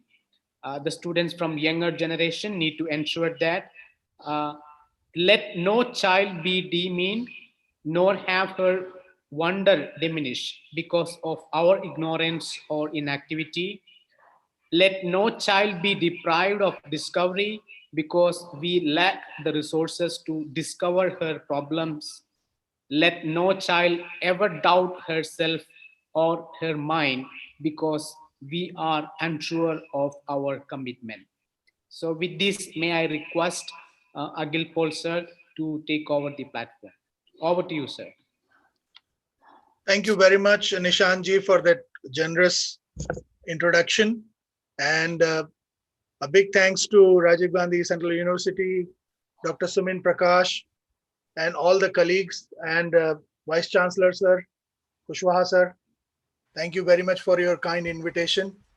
And I'm really glad that After many, many years, I'm meeting Gauramma.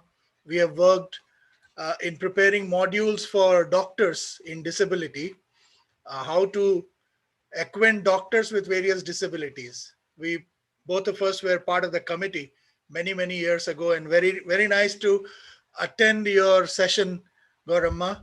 You spoke very well, as always, very passionate. Thank you very much for that session as well. So I have uh, when I was talking to Sumin about uh, today's presentation, I said that Rajiv Gandhi Central University is a place of higher learning. So what I decided that I should talk to you more about how universities and institute of higher learning open up for students with disabilities. So that's what my presentation would be. Uh, if with your permission, I would like to share my presentation now. Yes, sir. You are co-host. You can share. Can you see it now? Yeah, yeah. It is visible, sir. Yeah. In the meantime, Honorable Vice Chancellor of Rajiv Gandhi University, sir, is back in this meeting. Welcome back, sir. So when we talk about education or higher education, there are many times in the last 35 years of my work with people with disabilities, I have come to this discussion with people saying that why they need higher education. You know, they can write their name, they can probably read things on a book. I think that's enough. Higher education is not for people with disabilities. And I always ended up having really long arguments with people because if you look around you, each one of us have some or the other kind of condition which can be considered as a disabling condition. But yet we look at people with disabilities, people with visible disabilities with a different lens. So I'm going to talk to you about in a very open-minded way in terms of how we can prepare ourselves, our institutes, and welcome students with disabilities to gain higher education and also to contribute to our institutes. So in the presentation today, what I have brought to you is one, expectation from institutes of higher studies. What are the expectation of students with disabilities?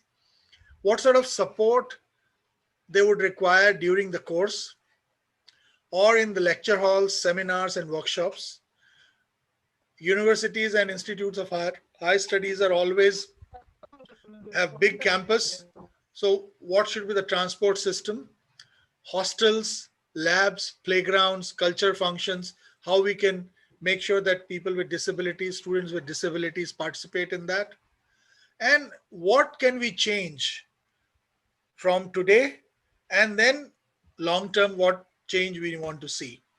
And then I'll come to few points which will be for our vice chancellor sirs and deans and principals and other departments.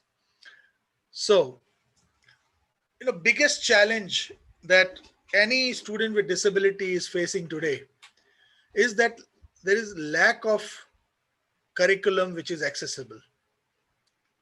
We have curriculum, the best curriculum in the world is available in India, and people are coming to study in India. But unfortunately, we are not making it accessible to students with disability. We are not doing it, right? And probably we don't know how to make it accessible. Negotiating a disabling physical environment is another big challenge, because if there is an environment with a lot of barriers, it will be difficult for a student with disability to negotiate, to cross it and win over it. So what are those barriers which we'll see about it. And then incapacity or insensitive attitude of teachers, peers, and support staff. Sometimes we become the barrier. So how to understand that if we are becoming the barrier for education of students with disabilities. And then there are derogatory labeling which is used, which is very embarrassing. Many a times we call people with disabilities with different names, and those are very derogatory. So these are in the open school or in a college. This is what happens with a student with disability. So just to quickly capture those challenges, and then coming to what our Rights for Persons with Disability Act 2016 says about, you know, higher education. So the section 32, which talks about special, chapter 6 talks about special provisions for persons with benchmark disabilities. Dr. Sumin Prakash was talking about benchmark disabilities in the morning in his opening remarks. So benchmark disability is anything which is above 40%. Unfortunately, we are still using the medical model of uh, assessment. We should do away with that. We should not work in percentages anymore. You know, percentage was medical model when you give certain marks to each body part, and what is not functioning, you add that particular mark and then you create a percentage. But that was, you know, medical model. Now we follow the act. Shakuntala ma'am was very correct in saying that we are following an act which is based on human rights, on social model. So we should have parameters which are according to the social model of rehabilitation. Sorry, I'm sidetracking. I'm sorry. Uh, but I feel very passionately that we should do away with the percentage system of assessment. Okay, sir. It's okay. Please go ahead. So, what it says is 32, subsection 32 talks about reservation in higher educational institutions. It says all government institutions of higher education and other higher education institutions receiving aid from the government shall reserve not less than 5% seats for persons with benchmark disabilities. So it's very clear. Now what we need to do is talk about it, go out and say that students with disability, we are welcoming you. Number two, the persons with benchmark disabilities shall be given an upper age relaxation of 5 years for admission. Now, why this upper age relaxation? Because being a child with disability, first of all, their education starts late.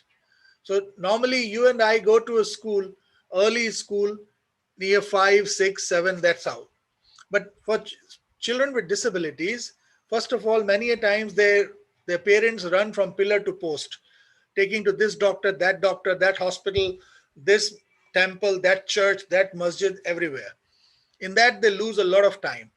And then when parents realize that no, there's no other way but to accept it, by that time the child is already at a higher age. So that age relaxation is important and we should practice it.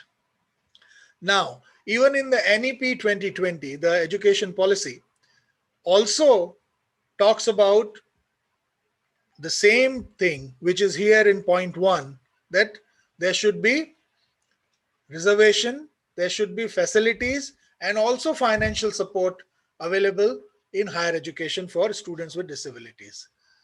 Coming to the first, expectation, always expectation come first. And what do we expect from the Institute of Higher Studies? And here I would name Rajiv Gandhi Central University, Arunachal Pradesh. What do we expect from you? We expect that you sensitize and make aware the non-disabled peer and staff about the needs of people with disabilities. We want you to provide support to students with disabilities for academic, co-curricular, and campus life. So now, when it comes to this, how you can do it? You will say that, oh, we don't know about disability. But we know. There's a social justice department.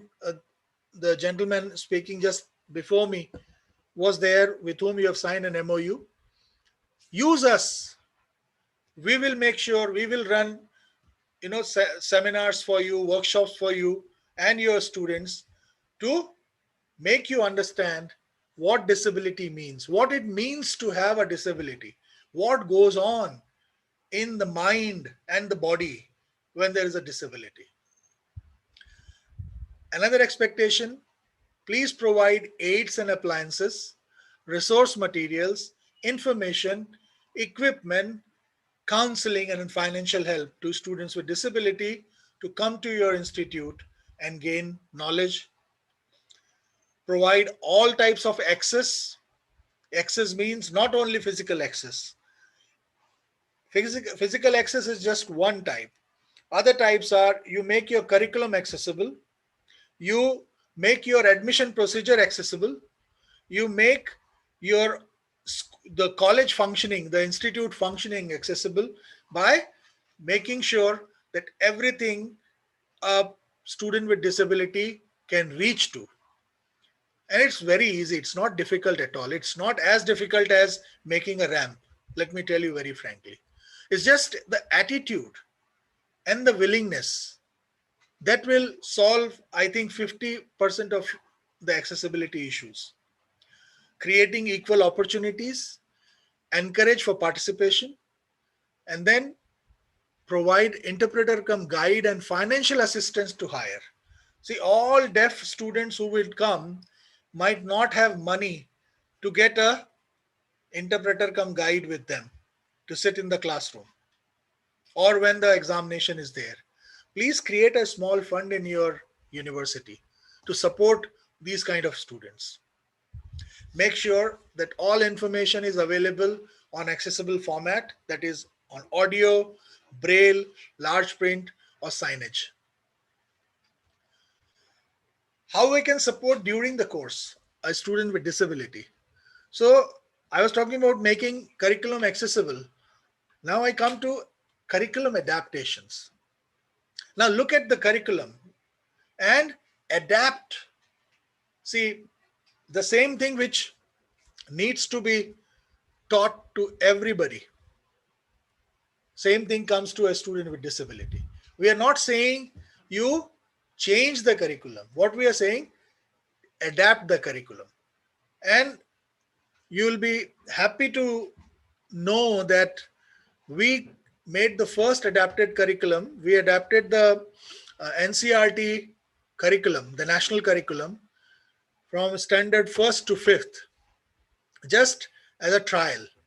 We adapted all the subjects, all curriculum, and what it was really a learning experience for all us as well, because it didn't require a lot of, it was not rocket science at all. It's simple. If there is a lesson, or if there is a course material which is talking about an object, rather than talking about it in a book, make the object available to the student with disability so that a blind person can touch and feel, a deaf person can see if they can't see in a book or in a picture. And also there are 9 kinds of adaptation. I'll come to that maybe sometime else. We can run a small workshop on adaptation and curriculum adaptation sometime else. But during the course, we need to make the curriculum more application oriented and need based. That will benefit not only the student with disability, it will definitely benefit all the students. I'll give you a very small example. Suppose in a classroom, I'll give the example of a lower grade, not the higher studies. There's a lesson going on germination, that how a seed becomes a plant. Drawing on a board, a blind child can't see. Speaking about it, a deaf child without an interpreter will not be able to follow. Now, what to do? The best thing is, ask them, each one of them, to bring one seed from the home and a container, line it up in the classroom, let them put the seed with their names in the pot. Every day, water, some will be in dark, some will be in sun, and they will learn, the whole class will learn germination much better than the one lecture. These are small adaptations that can be done. Similarly, during the course, sign language interpretation should be available for students with deafness. Sighted guide services for who require blind students. Very important during course, financial assistance to pursue course. Most of the time, higher education studies are expensive. So some financial assistance is always welcome. And then modified examination and evaluation system to maximize performance and participation.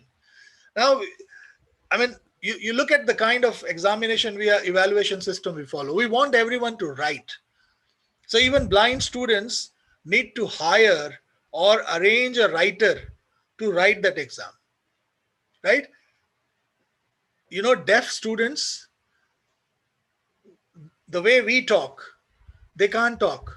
When you ask them to write, they write only major words. Why do they do that? Because if I say to you that today is International Day for People with Disability. Now, I have used grammar in between, but for a deaf person, he has seen only the signs. And when he writes, he'll write only the signs. What he'll write? I see told day International Disabled Day. That's all. And if this kind of evaluation happens, this student will never pass. So why can't we change our evaluation system? Why can't we do verbal evaluation? Why can't we do with sign language? So that these students, the way they learn, the same way they, give exams as well. Transition and campus life support is very important. Transition from one level to other, even from coming from a small village to your university, they'll require support, and also how to run the campus life, how to manage themselves in the campus. In day-to-day management, access to management staff is very important. All academic staff, definitely, but management staff, because they are providing support to students. Your accounts person, your security person, your canteen person, your transport person. So access to them, and access means they also need to understand the needs of people with disabilities, students with disability. Then physical access to every place in the campus. Simple enough. Every place means laboratory, conference rooms, canteen, office building, everything, playground, whatever you have in the campus, there should be access for people with disabilities. Designing and implementing needed policies and guidelines. We'll have to write up what will happen when students with disability come to a campus. And this is not, again, what I said is not a rocket science. It's just our intention, what we will do, how we will do, that's all. That's what will form our policy and guideline. Access to service providers as and when required. See, there will be some disabilities who would require support from an NGO or a health facility. So providing and connecting the student with disability to those service providers. Important last point, prevention from abuse and exploitation. That is not only for a student with disability, we do for everyone. So it's not something special, but it is important for a student with disability. In lecture halls, we need to have proper infrastructure, means proper lighting, curtains, because not every person with disability or visual impairment can stand a very bright light. So making sure that there is provision for curtains so that a student who has problem in bright light can sit near the curtain and the curtain can be drawn so that he gets some relief. Acoustics for deaf students, it's important. If we have a very large hall and bad acoustics, there's a lot of echo, deaf students will be able to follow nothing. Color contrast, seating positions, where the person is sitting in a lecture hall, if it is a bulk, the stepwise sitting, where the person is sitting, where they should sit so that they can see the face of the lecturer and the board and everything else. Support of interpreter, important as and when required. And resource persons means who can support in difficult disability areas, and so peer support. So creating that bridge between student with disability and the other students. Technological aids like laptops with different platforms and apps. Packmate is a similar thing like JAWS, which is for blind. What JAWS software does is whatever is there on the screen, it reads out. So I can hear, a blind person can hear that. And wherever your cursor goes, it reads where it is going. So Packmate, what it does is the same thing what JAWS does. It reads, but it reads in Braille. So there's a Braille display, and the student who is deaf blind, who can't hear also, can follow in Braille that what is there on the screen, how to use the computer. Braille displays, loop hearing aid. Loop hearing aid is in a big hall. You can have mics stationed at different places and connect it to a hearing aid relay system, which a hearing aid using person will be able to tune in, and whatever happens anywhere in the hall, that person can listen without any problem. And other low vision aids which are used like CCTV and other things. Sensitization of faculty, very important. Faculty, staff, and students to receive and facilitate a student with disability in the classroom. So if you look at my presentation, you will see this as a central theme. We need to prepare ourselves. We need to become sensitized, right? In seminars and workshops, advanced schedules and materials in accessible formats, because there are some who will not be able to follow the presentation as we are doing. They will require the whole material in advance with them so that they can read and then participate and ask questions. Access to building and toilets if there are seminars and workshops, and then interpreter support and technological support if required. And transport within the campus, there should be convenient and accessible bus stops with shade. Very important. Just having a pole in the campus saying that available bus number, this, just a pole is not going to help. So there should be shade and probably a sitting arrangement. Signage in audio, braille, and large print. And the frequency should be regular, because a student with disability takes time to come to leave one classroom, reach to your bus stop, and waiting there if they have missed one bus, when the next bus is going to come. If the frequency is regular, or it will be good for student with disabilities. In hostels, access to hostel building and facilities, naturally, audio, braille, and large print signage everywhere in the hostel, that where is the recreation room, TV room, sport room, the protect room, all those, canteen, toilet, everything like that. Interpreter come guide support if required in the hostel, or also encourage peer support. So, other students helping a student with disabilities. Sensitization of hostel mate, very, very important. So we need to run a workshop even for hostel mates, because hostel mates will not be the same who are in the classroom probably. So running a sensitization of all hostel mates. Extend technological support for educational needs. Now giving them Wi-Fi or any other this kind of support which is required for them for education. In labs, playgrounds, and cultural functions, adaptation of equipment, instruments in labs with braille, large print, and vibrators. So fitting vibrator to, if it is science class, putting something, the small equipment which comes, you put it on the rim of the glass or cup or beaker. When the fluid comes to a particular level, it starts to vibrate or it makes sound, so that a person with disability will understand that the level has come to that, or temperature reaching to a certain point. You can have all these equipment in your lab. And support during practical, very important. Human support also. Access to playground, gym, swimming pool, whatever facilities the university has. Designated notice boards for information in accessible format. So there will be one notice board for everyone.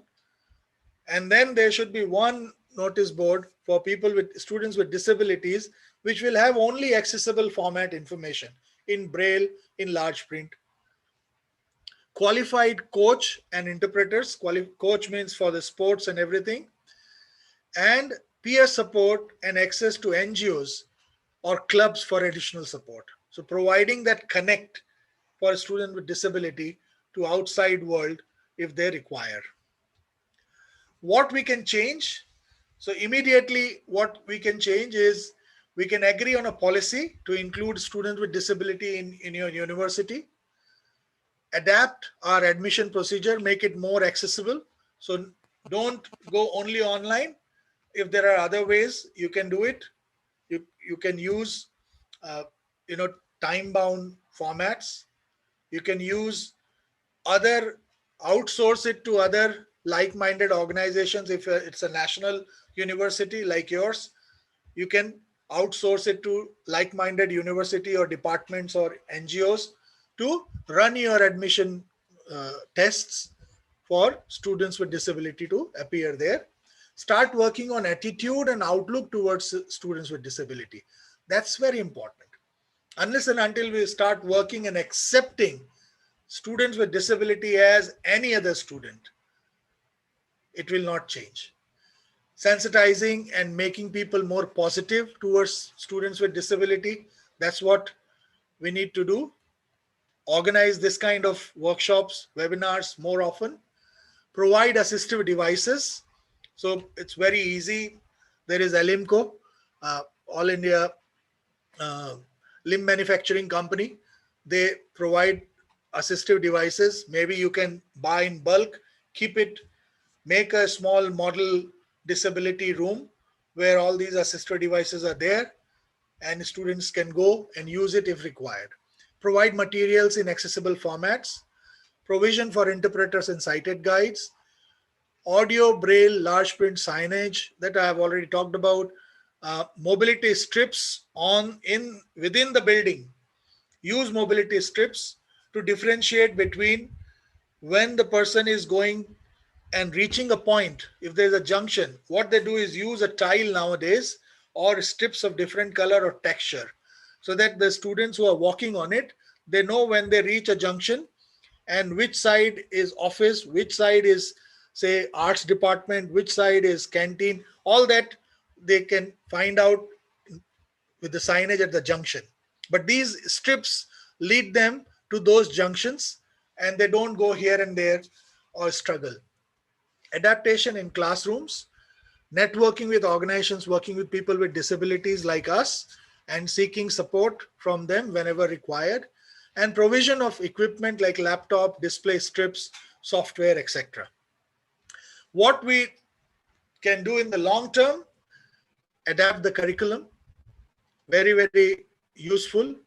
Adaptation in our examination or evaluation system, access to building and provision of mobility trails within the campus, high-tech equipments, e-library, and disability support cell within the university. Adaptation to lab equipments, as I mentioned, financial support to deserving students with disability, that we can do in the long term. Coming to the end of it, what our honorable VC, Dean, Principal, and HODs can do, what their role can be, is first, you need to get exposed and sensitized to the educational needs of students with disability. And we can do, there are NGOs in Arunachal Pradesh, even we can do it. We can run 2 or 3 day workshops, one day for higher officials, VC, registrar and others, maybe other day for deans or HODs. We can run just day-long workshops on needs of students with disability. Very, very simple, but that will, open your imagination like this, that what all we can do. Agree and execute a policy on inclusion of students with disabilities at your level. Lead efforts on attitudinal change of the university. Being the head of the university, sir, you can lead that change. And plan structural and cultural change, ensuring education. Very, very important. get exposed to various learning modalities, technological and curricular support available, which is, available. There will be many NGOs and experts who will be willing to come and join hands with you to expose you to that. Support curricular adaptations and establish linkages with service providing organizations within your region or nationally. Thank you very much, sir, for your time.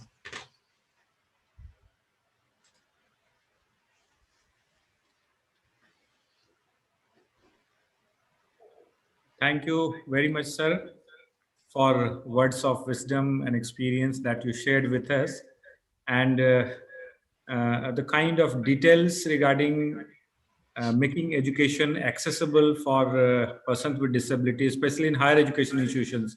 You have given a roadmap. You have designated the possible role of various functionaries. And I would like to inform you, sir, that many of the practices or the suggestions that you provided, our university is already doing many of the things. Yeah. Our website is also inclined to this www consortium norms, and new website is also about to be launched. So I hope so that all of the things will be taken care of. With respect to admission and all these things, sir, we are complying to the standard procedures, whether it is giving support of scribe and all other things, and we hope so that in the future also will be aligning to the other rule also. And our university has already implemented this regeneration policy that you talked about with respect to the RPDW Act. And if I remember correctly, 4 years back itself, the university has ratified that policy, and that is in its practice. So, Brilliant. sir, one thing, brief question, a small question is there that came to my mind, because you talked about the evaluation system that is to be adapted. Sir, everyone is ready, but what are the impediments that you see due to which these evaluation norms or evaluation policy is not floated or executed? See, the major problem is the human component, because if we change the evaluation system, those many more people need to learn about disability. So evaluators, people who are supposed to be evaluating students with disability, they will have to learn about disability. That's the impediment. That's where I talked about change in attitude. Yeah. Okay.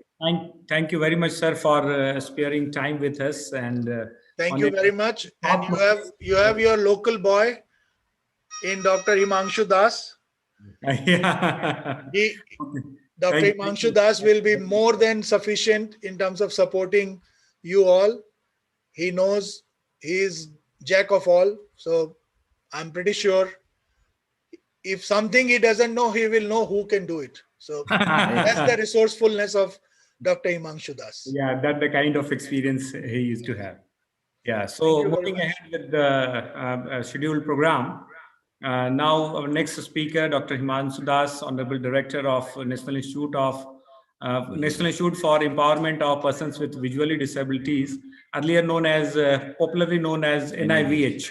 So many people still name the institution after this NIVH, which is located in Dehradun. So sir has already joined, and I would like to request Dr. Akash Ranjan to give a brief intro of sir.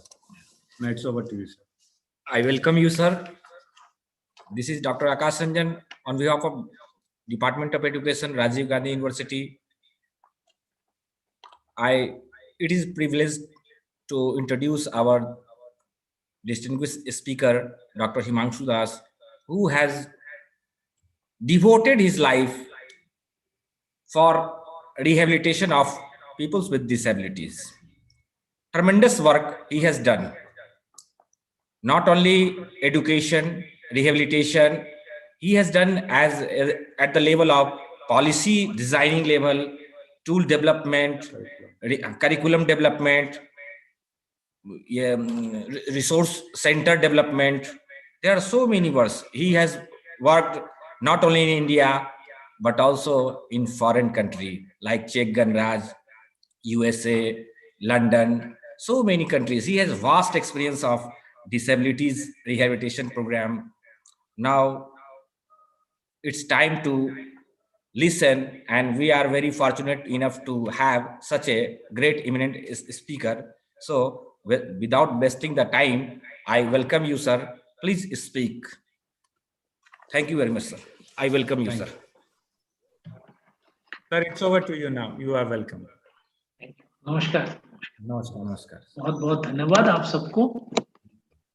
Department of education, Rajiv Gandhi university, Arunachal Pradesh, आपकी सभी students, faculty सबको मेरी तरफ से हार्दिक अभिनंदन world disable day की। मुझे जितना थोड़ा बहुत ज्ञान है, अरुणाचल में लोगों को हिंदी समझ में आता है, so I am preferring to speaking Hindi में भी। मेरा हिंदी उतना अच्छा नहीं है, बट आई विल ट्राई में भी। हमारी चीफ गेस्ट आज हमारी मेरी बॉस थे शकुंतला दौले गैमलिन, वो आपके साथ इतना समय बिताया, उसके लिए आप सबको बधाई देता हूं मैं। मेरे भाई अखिल दा ने इतने जबरदस्त प्रेजेंटेशन दिए, उसके बाद और कुछ बोलने के लिए रह नहीं गया है। He has touch upon almost everything. हमारे साथ professor Gauriamma madam, vice chancellor sir, मैं बार बार उनको देख रहा था। It is so humbling to see एक वाइस चांसलर सर इतने देर तक इतने पेशेंटली हम सबके साथ रुके थे। सर को मैं डेफिनेटली मेरी तरफ से नमन करना चाहूंगा। प्रोफेसर मित्र जी, प्रोफेसर एनटी रुकम जी, प्रोफेसर जैकब ताबा जी, प्रोफेसर केशव नेगी जी, और हमारे मित्रजन डॉक्टर सुमिन प्रकाश जी और डॉक्टर आकाश रंजन जी, आप सबको विश्व दिव्यांगजन दिवस की बहुत बहुत हार्दिक अभिनंदन। आज का दिन है, हम सब लोग रीडेडिकेट करेंगे, रिकमिट करेंगे अपने आप को। Just one second.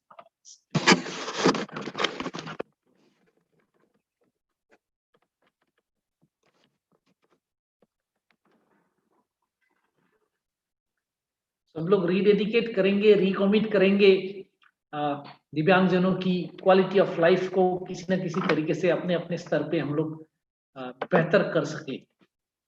एक्ट अपनी जगह, लेकिन कई सारे चीजें हमारा लॉन्ग पेंडिंग है। वो पेंडिंग चीजों को हमें कहीं ना कहीं बहुत जोर से स्ट्रेंथन करना पड़ेगा। उसके बगैर पुराना एक्ट, नया एक्ट, दोनों ही कहीं ना कहीं लागू तो करेंगे इन pen and paper, but effectively हो नहीं पाएगा। सो अखिलदा की बातों को थोड़ा आगे ले जाते हुए, strengthening of the equal opportunity cell. Equal opportunity cell को जब हम स्टडी करते हैं, कहीं ना कहीं वो खुद ही एम्पावर्ड नहीं है एक्चुअली। उनकी खुद की बहुत अच्छा एक रिगोरस ओरिएंटेशन होने की जरूरत है इक्वल अपॉर्चुनिटी सेल की, क्योंकि इस सेल की जो महत्व है बहुत ज्यादा है। मैं आपको उदाहरण देना चाहूंगा। मेरा यूरोप में फैकल्टी के लिए सिलेक्शन हुआ था, तो मेरा एक दिव्यांग बंधु वो पीछे पड़ गए कि सर आप जा रहे हो तो मुझे भी ले जाओ, सर आप जा रहे हो तो मुझे भी ले। मैं बोला भाई फॉरेन कंट्री है, आपको अप्लाई करना पड़ेगा। तो एज ए आम स्टूडेंट अप्लाई करने में हम दोनों की हालत खराब हो गई, इतने सारे कागज भरा रहे हैं। उसके बाद कहीं गलती से उसमें लिख दिया था पर्सन विद डिसेबिलिटी। उसके बाद जो सिलसिला शुरू हुई, अगला 3-4 महीने तक रोज एक एक फॉर्मेट आता था। कहीं ना कहीं लाइब्रेरी वाला फॉर्म भेज रहा है, हॉस्टल वाला फॉर्म भेज रहा है, कैटरिंग वाला फॉर्म भेज रहा है, टॉयलेट वाला इंजीनियर फॉर्म भेज रहा है, अलग अलग फैकल्टी के टीचर फॉर्म भेज रहे हैं। हमें इतना परेशान कर दिया। अब हमारी इतनी एक्सपीरियंस तो है नहीं कि ये क्या चक्कर है, तो दोनों बैठ के रोज उस यूनिवर्सिटी को डांटे गाली दे, यही चलता रहा। फाइनली हम दोनों वहां पहुंचे और मैं एकदम ही अभूतपूर्व रह गया देख के कि उन्होंने उनकी बिस्तर, उनकी टॉयलेट, उनकी टेबल, उनकी चेयर से लेके लाइब्रेरी से लेके हर चीज को एडप्ट करके रखा हुआ था। तो तब जाके हमें समझ में आई कि इतनी लंबी चौड़ी फॉर्म वो किस लिए हमसे रोज भरा रहे थे। तो that is the level of commitment हम जब हायर एजुकेशन और टेक्निकल एजुकेशन में कई जगह दिखते हैं। इसका मतलब ये नहीं कि हर जगह ऐसा ही है। This was just an example. कई जगह गया हूं, I was to share a best example, इसलिए मैंने शेयर किया। जब भी इंडिया में इस चीज की हम बातें करते हैं, हर जगह से एक ही चीज उभर के आता है, हमारा रिसोर्स नहीं है, हमारा रिसोर्स नहीं है, हमारा रिसोर्स नहीं। पैसा बहुत चाहिए होता है, स्टाफ बहुत चाहिए होता है, ये चाहिए वो चाहिए। इसमें मैं आपको मेरा पड़ोसी का एग्जांपल देना चाहूंगा। मेरा घर है असम और भूटान की बिल्कुल बॉर्डर में, असम और भूटान की बिल्कुल बॉर्डर में। उस पार हम लोग खेलने कूदने जाते हैं और इस पार अपना गांव। तो पिछला 50 साल से भूटान का कोई काम नहीं है, केवल इंडिया को कॉपी करने का अलावा उनका कोई और दूसरा काम नहीं है। विकास उकास कुछ नहीं, सब कुछ लट्टू। आसाम जो करता है वो भी हंस-कुट के अगला दिन वही करता है। 10-12 साल पहले उनको राजा को लगा इंडिया ही विश्व स्तर में इतने पीछे, आसाम उनमें इंडिया में सबसे पीछे आसाम, और भूटान अगर आसाम के पीछे तो हम किसको कॉपी कर रहे हैं। तो उन्होंने, राजा ने इंस्ट्रक्शन दिया और बोला ऐसे नहीं चलेगा, क्योंकि मेरे शहर का नाम है पाठशाला, छोटा सा टाउन है पाठशाला। तो उन्होंने, राजा ने इंस्ट्रक्शन दिया इनको स्टडी करो। ये लोग तो 100 साल पहले पूरे देश के आगे थे, पूरे विश्व के आगे थे 1000 साल पहले। तो इनको स्टडी करो और वो पुराना जो इंडिया था उसके साथ कुछ मॉडिफिकेशन किया, एडेप्टेशन की जाए। आज की डेट में भी भूटान सबसे ज्यादा गरीब देश है। भूटान में विकास कुछ भी नहीं है, लेकिन दिव्यांगजन, शिक्षा, education, happiness, quality of life, ये सब में वर्ल्ड के टॉप 10 में पिछले 10 साल से है, पूरे विश्व के टॉप 10 में है। तो इससे ये तो साबित हो गया कि हर चीजों के साथ रिसोर्स होने की आवश्यकता नहीं है। तो क्या ऐसा चीजें हैं जो हम में था और भूटान ने हमसे कॉपी कर लिया और आज भूटान वर्ल्ड के टॉप रैंकिंग कंट्री में चले गए प्राइमरी एजुकेशन या अलग अलग दिव्यांगता इंक्लूसिविटी कॉन्टेक्स्ट में, उसको हमें थोड़ा सा स्टडी करना जरूरी है। तो कहीं ना कहीं हमें स्ट्रॉन्ग एक इक्वल अपॉर्चुनिटी सेल हमें गठन करना होगा। यूजीसी की तरफ से कई बार इसके ऊपर जिक्र हुई है, सेंटर फॉर डिसेबिलिटी स्टडीज गठन हो यूनिवर्सिटीज। ग्रॉस नेग्लिजेंस कोई सुनता है नहीं, होता है नहीं।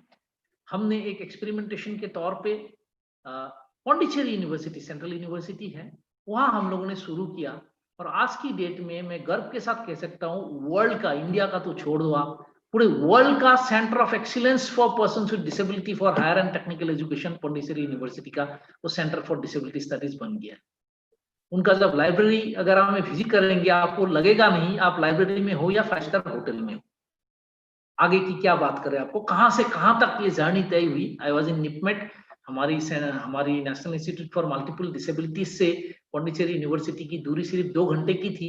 तो हम लोग अक्सर जाते थे, उनको बहुत मदद किया, सपोर्ट किया, टेक्निकली नॉट अदरवाइज, एकेडमिकली और टेक्निकली सपोर्ट किया। और चीजें इतनी बारंबार इतनी जल्दी जल्दी बदलने लगी, एवरीथिंग गॉट चेंज्ड। सिमिलरली आप देखेंगे अरुणाचल की अगर आप बात करें, अब हमारे पास एक्सेसिबल इंडिया कैंपेन के तहत बहुत बड़ा एक हमारे पास ग्रांट है या बहुत बड़ा हमारा एक कैंपेन है नेशनल हमारा डिपार्टमेंट का। तो उसके अंदर आप लोग एक्सेसिबल इंडिया कैंपेन के तहत you are eligible for a huge grant, बहुत बड़ा ग्रांट के लिए बहुत बड़ा पैसे की आपको सपोर्ट हमारे डिपार्टमेंट से मिल सकता है अगर हम एक्सेसिबल इंडिया कैंपेन को समझे और इसको बियॉन्ड रैंप और बियॉन्ड टॉयलेट भी ले जाना चाहे। क्योंकि पुराने टाइम में हमारे अंडरस्टैंडिंग यही थी कि एक्सेसिबल इंडिया कैंपेन का मतलब या एक्सेसिबिलिटी का मतलब एक्सेसिबल रैंप और एक्सेसिबल टॉयलेट है। आज उस डेफिनेशन को काफी बड़ा कर दिया गया है, बहुत ही बड़ा हो गया। Digital accessibility, curricular accessibility, so many areas उसको रीडिफाइन हो गया। And I am very sure being a central university आपका हमारा डिपार्टमेंट के साथ बहुत अच्छा गठबंधन हो सकता है जिसमें हम इसको एक मॉडल एक्सेसिबल यूनिवर्सिटी के तौर पे प्रमोट कर सकते हैं ऑल ओवर इंडिया का, डेफिनेटली। नेक्स्ट आप देखेंगे ऑल ओवर नॉर्थ ईस्ट कोई प्रॉपर यूनिवर्सिटी नहीं है जिन्होंने एचआरडी इन डिसेबिलिटी सेक्टर को अपनाया है।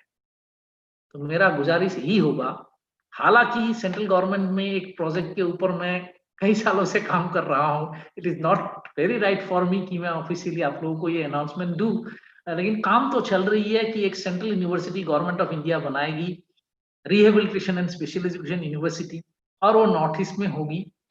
लेकिन वो जब होगी तब तक के लिए मुझे लगता है देश का हर एक यूनिवर्सिटी का ये दायित्व होगा कि ह्यूमन रिसोर्स डेवलपमेंट के ऊपर फोकस करें।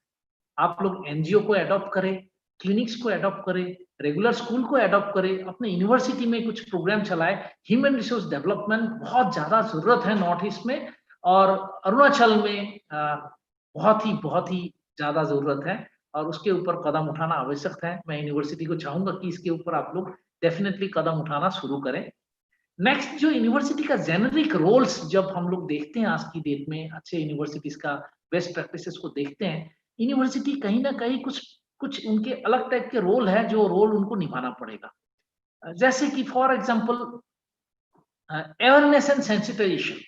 एक यूनिवर्सिटी के पास हजारों स्टूडेंट आते हैं, उसके अंतर्गत दुनिया भर के कॉलेज स्टूडेंट्स हजारों बच्चे आते जाते हैं। तो वो लोगों का आते समय और यूनिवर्सिटी पे जाते समय उनकी अवेयरनेस और सेंसिटिविटी कोशेंट कितना बढ़ती है। तो यूनिवर्सिटी में क्या क्या हम एक्टिविटी कर सके कि अवेयरनेस और सेंसिटिविटी के ऊपर हम लोग आगे बढ़ सके। आरसीआई की तरफ से, हमारे डिपार्टमेंट की तरफ से इसके लिए स्पेशल ग्रांट भी है। अनफॉर्चुनेटली उसका टेकर ज्यादा यूनिवर्सिटी नहीं है, तो एक सेंसिटाइजेशन के लिए अलग से ग्रांट इन नीड प्रोविजन है, उसको भी हम लोग टैप कर सकते हैं। Awareness and sensitisation as a generic role for all universities हम फोकस कर सकते हैं। उसका अलावा एज ए स्टूडेंट कम्युनिटी, जब भी हम सक्सेसफुल दिव्यांग अचीवर्स की बात करते हैं, उनसे जब दिल से अपनापन बात करते हैं और उनको बताते हैं कि भाई कुछ भी तो सेवा हुआ सर्विस कुछ भी नहीं है, उसके बाद भी आप इतने बड़े कैसे बन गए। तो मजाक मजाक में वो लोग कहते हैं कि दो चीजें कॉमन आती है उनकी बातों में। पहला बात ये आता है कि उनको कोई ना कोई एम्पैथेटिक इंसान मिला था, जो इंसान ने उनकी दिव्यांगता को समझा था। सेकंड, वो लोग कहते हैं कि कोई ना कोई इंसान था जिन्होंने उनकी रेस्पॉन्सिबिलिटी ली थी और उनके अंदर ग्रिट, एक दृढ़ संकल्प डेवलप करने में मदद की। तो इसके लिए कि एम्पैथी डेवलपमेंट के लिए क्या उपाय है, छोटा छोटा एक्सरसाइज। हम भी डिग्री, अखिलदा बहुत सारा डिग्री लेके हम पास किए, किसी ने एम्पैथी डेवलपमेंट की एक्सरसाइज नहीं दी। हर डिग्री में कहीं गोल्ड मेडल मिले, कभी सिल्वर मेडल मिले, लेकिन एम्पैथी एक्सरसाइज कभी हुई नहीं थी। लेकिन जिस दिन मैं पहली बार के लिए अपनी आंखों में पट्टी डाल के एक फुल डिनर लेने की कोशिश की, अगला दिन मुझे नींद ही नहीं आई। ऐसा लगा कि कैसा दुनिया है, कितना मुश्किल दुनिया है। ठीक है, इस तरीके से एक महीने का हम लोगों ने एक एक्सरसाइज चलाया कि एक हाथ बांध के मैं ब्रश करने की कोशिश करूं, टॉयलेट करने की कोशिश करूं। नेक्स्ट डे कोशिश किया कि एक पैर बांध के कोशिश करूं कि दिन निकालने की। कपड़े पहनते पहनते मतलब थक गया, हो नहीं पाया मेरे से। तो ये जो एम्पैथी डेवलपमेंट एक्सरसाइज है, इसको किस तरीके से यूनिवर्सिटी का एक करिकुलर के पार्ट बना सके कि जो बच्चे यूनिवर्सिटी में आए वो एम्पैथेटिक इंसान बन के जाए, क्योंकि यही वो लोग हैं जो देश के अलग अलग जगह में अलग अलग ऑफिसर बनने वाले। कोई सोशल वेलफेयर ऑफिसर बनेगा, कोई आईएएस बनेगा, कोई अरुणाचल सिविल सर्विस सर्वेंट में आएगा, कोई टीचर बनेगा, कोई कुछ बनेगा। तो it is a big opportunity in university की हमको लोग एम्पैथी डेवलपमेंट एक्सरसाइजेस के ऊपर ध्यान दें। नेक्स्ट आप देखेंगे हर एक यूनिवर्सिटी में there is a system of faculty development programme. मैं कई सालों से ये फैकल्टी डेवलपमेंट प्रोग्राम के पीछे पड़ा हुआ हूँ। Regarding the content of the faculty development programme मुझे बताते हुए बड़ी दुख भी होती है, आश्चर्य भी होते हैं। आज तक मुझे कोई फैकल्टी डेवलपमेंट प्रोग्राम नहीं मिला जिसमें हम फिजिक्स, केमिस्ट्री, बायोलॉजी, जूलॉजी, अंग्रेजी, कोई भी डिपार्टमेंट हो, उनको हम डिसेबिलिटी अवेयरनेस के ऊपर फैकल्टी डेवलपमेंट प्रोग्राम कराएं। हम बात तो करते हैं हायर एजुकेशन में कोटा चाहिए, ये चाहिए, वो चाहिए। बच्चे आ भी गया, मैं हिस्ट्री का टीचर हूं, मुझे पता ही नहीं है दिव्यांगता होता क्या है। तो कहाँ से टीचिंग स्ट्रेटेजीज, कहाँ से एडेप्टेशन, कहाँ से अखिलदा ने जितने सारे एडवाइस दिया वो कहाँ से होगा। तो हमारी कहीं ना कहीं पॉलिसी में फैकल्टी डेवलपमेंट प्रोग्राम, और मेरी भाषा में अगर मैं बोलना चाहूँ, फैकल्टी डेवलपमेंट नहीं, फैकल्टी इंडक्शन प्रोग्राम होना चाहिए कि फैकल्टी जब भी नौकरी मिले उनको 10 दिन के लिए, या फिर तो आप तो नेशनल इंस्टीट्यूट भेज दीजिए, नहीं तो फिर हमारे साथ मिलके आप लोग फैकल्टी इंडक्शन प्रोग्राम कराइए अलग अलग दिव्यांगता की। पुराने टाइम में हम लोग यही सोच रहे थे कि VI, HI और ऑर्थोपेडिक वाले ही आपके पास होंगे। आज की डेट में 21 डिसेबिलिटी, उसका भी अगर आप बाइफर्केशन करेंगे 30 दिव्यांगता आएंगी हर एक फैकल्टी को, चाहे वो इंग्लिश का प्रोफेसर हो, हिस्ट्री का, मायने नहीं है। लेकिन ये जरूरत है कि अलग अलग दिव्यांगता के चैलेंजेस, उनके परिभाषा, उनके कैरेक्टरिस्टिक्स पता हो, उनके लिए क्या माइनर चेंजेस वो ला सकते हैं, थोड़ा सा आइडिया हो, तो डेफिनेटली हायर एजुकेशन में जो सुगमता अपने आप आना शुरू हो जाएगा। नेक्स्ट आता है इन्वॉल्विंग द स्टूडेंट कम्युनिटी। जहां सेंटर फॉर डिसेबिलिटी स्टडीज है, या जहां कोई कोर्स भी चल रहा है, या जहां कोई इक्वल अपॉर्चुनिटी सेल भी है, वहां भी आप देखेंगे। For example I take the example of Delhi university, the equal opportunity cell is very good. बहुत अच्छा मेहनत से हमारे लोग वहां काम कर रहे हैं। Despite all odds they are trying to support as much as possible. Having said that, Delhi university में इतने सारे स्टूडेंट हैं, वो स्टूडेंट कम्युनिटी का involvement in sort of transforming the institute as a inclusive education institute, student community का जो role है उस रोल को हमें टैप करना है। स्टूडेंट्स इलेक्शन होना और अजीबोगरीब टॉपिक के ऊपर, देश सुधार के ऊपर दुनिया भर का कार्यक्रम करते रहते हैं बच्चे। Even place like JNU, I have never come across any student group जो कभी इसके ऊपर कभी काम कर रहे हैं कंस्ट्रक्टिवली। तो स्टूडेंट ग्रुप को कैसे हम मोटिवेट करें, एम्पावर करें कि वो इंक्लूसिविटी कॉन्टेक्स्ट को कैसे बढ़ा पाए, बिकॉज पीयर सपोर्ट के बगैर हर एक इंसान, आप देखेंगे हम लोग बचपन से लेके बुढ़ापे तक, मरने तक, जन्म से लेके मरने तक कहीं ना कहीं माता पिता की सपोर्ट तो कुछ समय तक रहता है, बट बाय एंड लार्ज आप देखेंगे पीयर, एक सहपाठी या साथ वाले दोस्त यार ऐसे चीज होते हैं जिनके सहारे जिंदगी निकाल देते हैं। दिव्यांगजनों के साथी कौन है? ब्लाइंड आदमी, जब देखेंगे दो ब्लाइंड का हाथ पकड़ के चल रहे हैं। HI वाला पार्टी, HI वाला एसोसिएशन बना के उन्हीं के साथ साइन लैंग्वेज में लगे पड़े हुए हैं।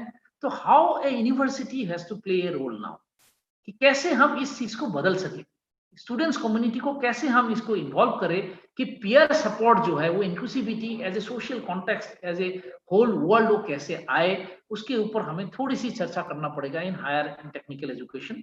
मैं चाहूंगा आप लोग नेशनल इंस्टीट्यूट या CRCs या कोई बड़े NGO या डिसेबल पीपल ऑर्गेनाइजेशन वगैरह के साथ भी आप लोग MOU वगैरह कर सकते हैं, जिससे मुझे लगता है ये मूवमेंट थोड़ी सी तेज होगी। एक एडवाइजरी बोर्ड भी आप गठन कर सकते हैं unofficially through your EC and GC, through members of different disability group, उनसे भी आपको काफी हद तक आगे जाने को मौका मिलेगा।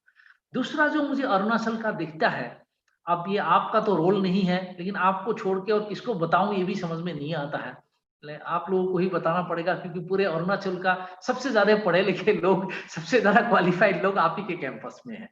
तो आप लोगों को कहीं ना कहीं ये रोल तो निभानी पड़ेगी। इतने PhD पूरे अरुणाचल में नहीं मिलेगा जितने आपके कैंपस में है, इतने मास्टर डिग्री होल्डर्स पूरे अरुणाचल में नहीं है जितने आपके कैंपस में है। तो अलग टाइप का रोल थोड़ा सा निभाने के लिए आप लोग देखेंगे share of Arunachal in DDRS scheme.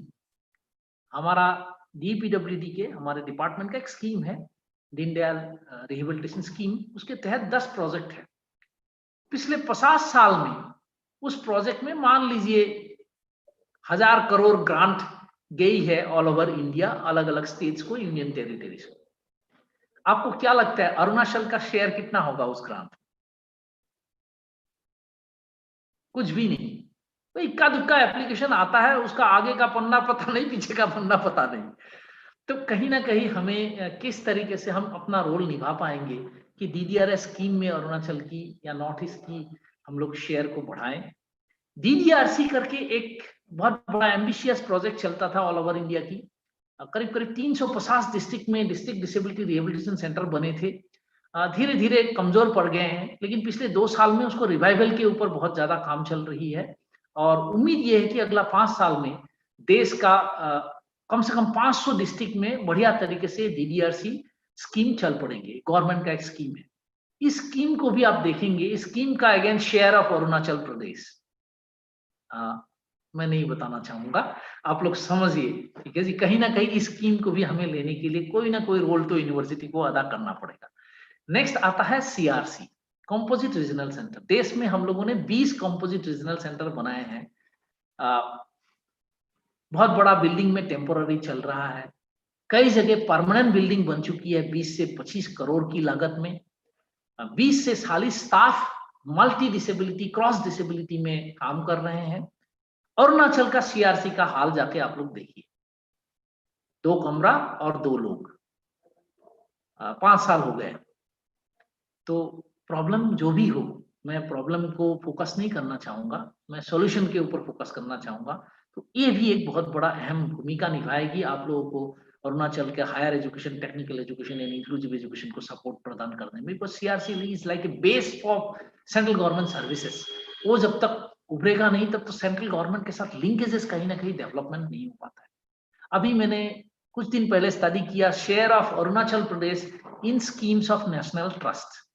National trust है जो intellectual disability, cerebral palsy, autism और मल्टीपल डिसेबिलिटी के ऊपर कई सारा प्रोजेक्ट चलाती है। उसका ऑल ओवर इंडिया से एप्लीकेशन आता है, रजिस्टर्ड ऑर्गेनाइजेशन होती हैं, वो लोग इस शेयर को वो लोग प्रोजेक्ट चलाते हैं। उसमें भी अरुणाचल का शेयर हमें लेना पड़ेगा। कैसे लेंगे उसके ऊपर चर्चा करनी पड़ेगी। हेल्थ मिनिस्ट्री की बहुत बड़ा एम्बिशियस प्रोजेक्ट पूरे देश भर में चल रहा है, district early intervention centre. District early intervention centre, इसके तहत हेल्थ मिनिस्ट्री की प्रोजेक्ट होती है जिसमें 12-13 अर्ली इंटरवेंशन स्पेशलिस्ट होते हैं और गवर्नमेंट की तरफ से फुल्ली फंडेड एक प्रोजेक्ट चलता है। तमिलनाडु में मैं था, निकमेट में डायरेक्टर था, तो तमिलनाडु में 31 डिस्ट्रिक्ट्स है। पूरे 31 डिस्ट्रिक्ट में हम लोगों ने 31 district early intervention centre establish. तो ये भी एक बहुत बड़ा लेवल प्लेइंग ग्राउंड है, हमें अरुणाचल के लिए सोचना पड़ेगा इसके प्रति। देन मिनिस्ट्री में एक छोटा सा हम लोगों का प्रोजेक्ट चलता है स्किल इंडिया के अंदर, स्किल इंडिया मिशन के अंदर, prime minister skill India mission, उसके अंदर है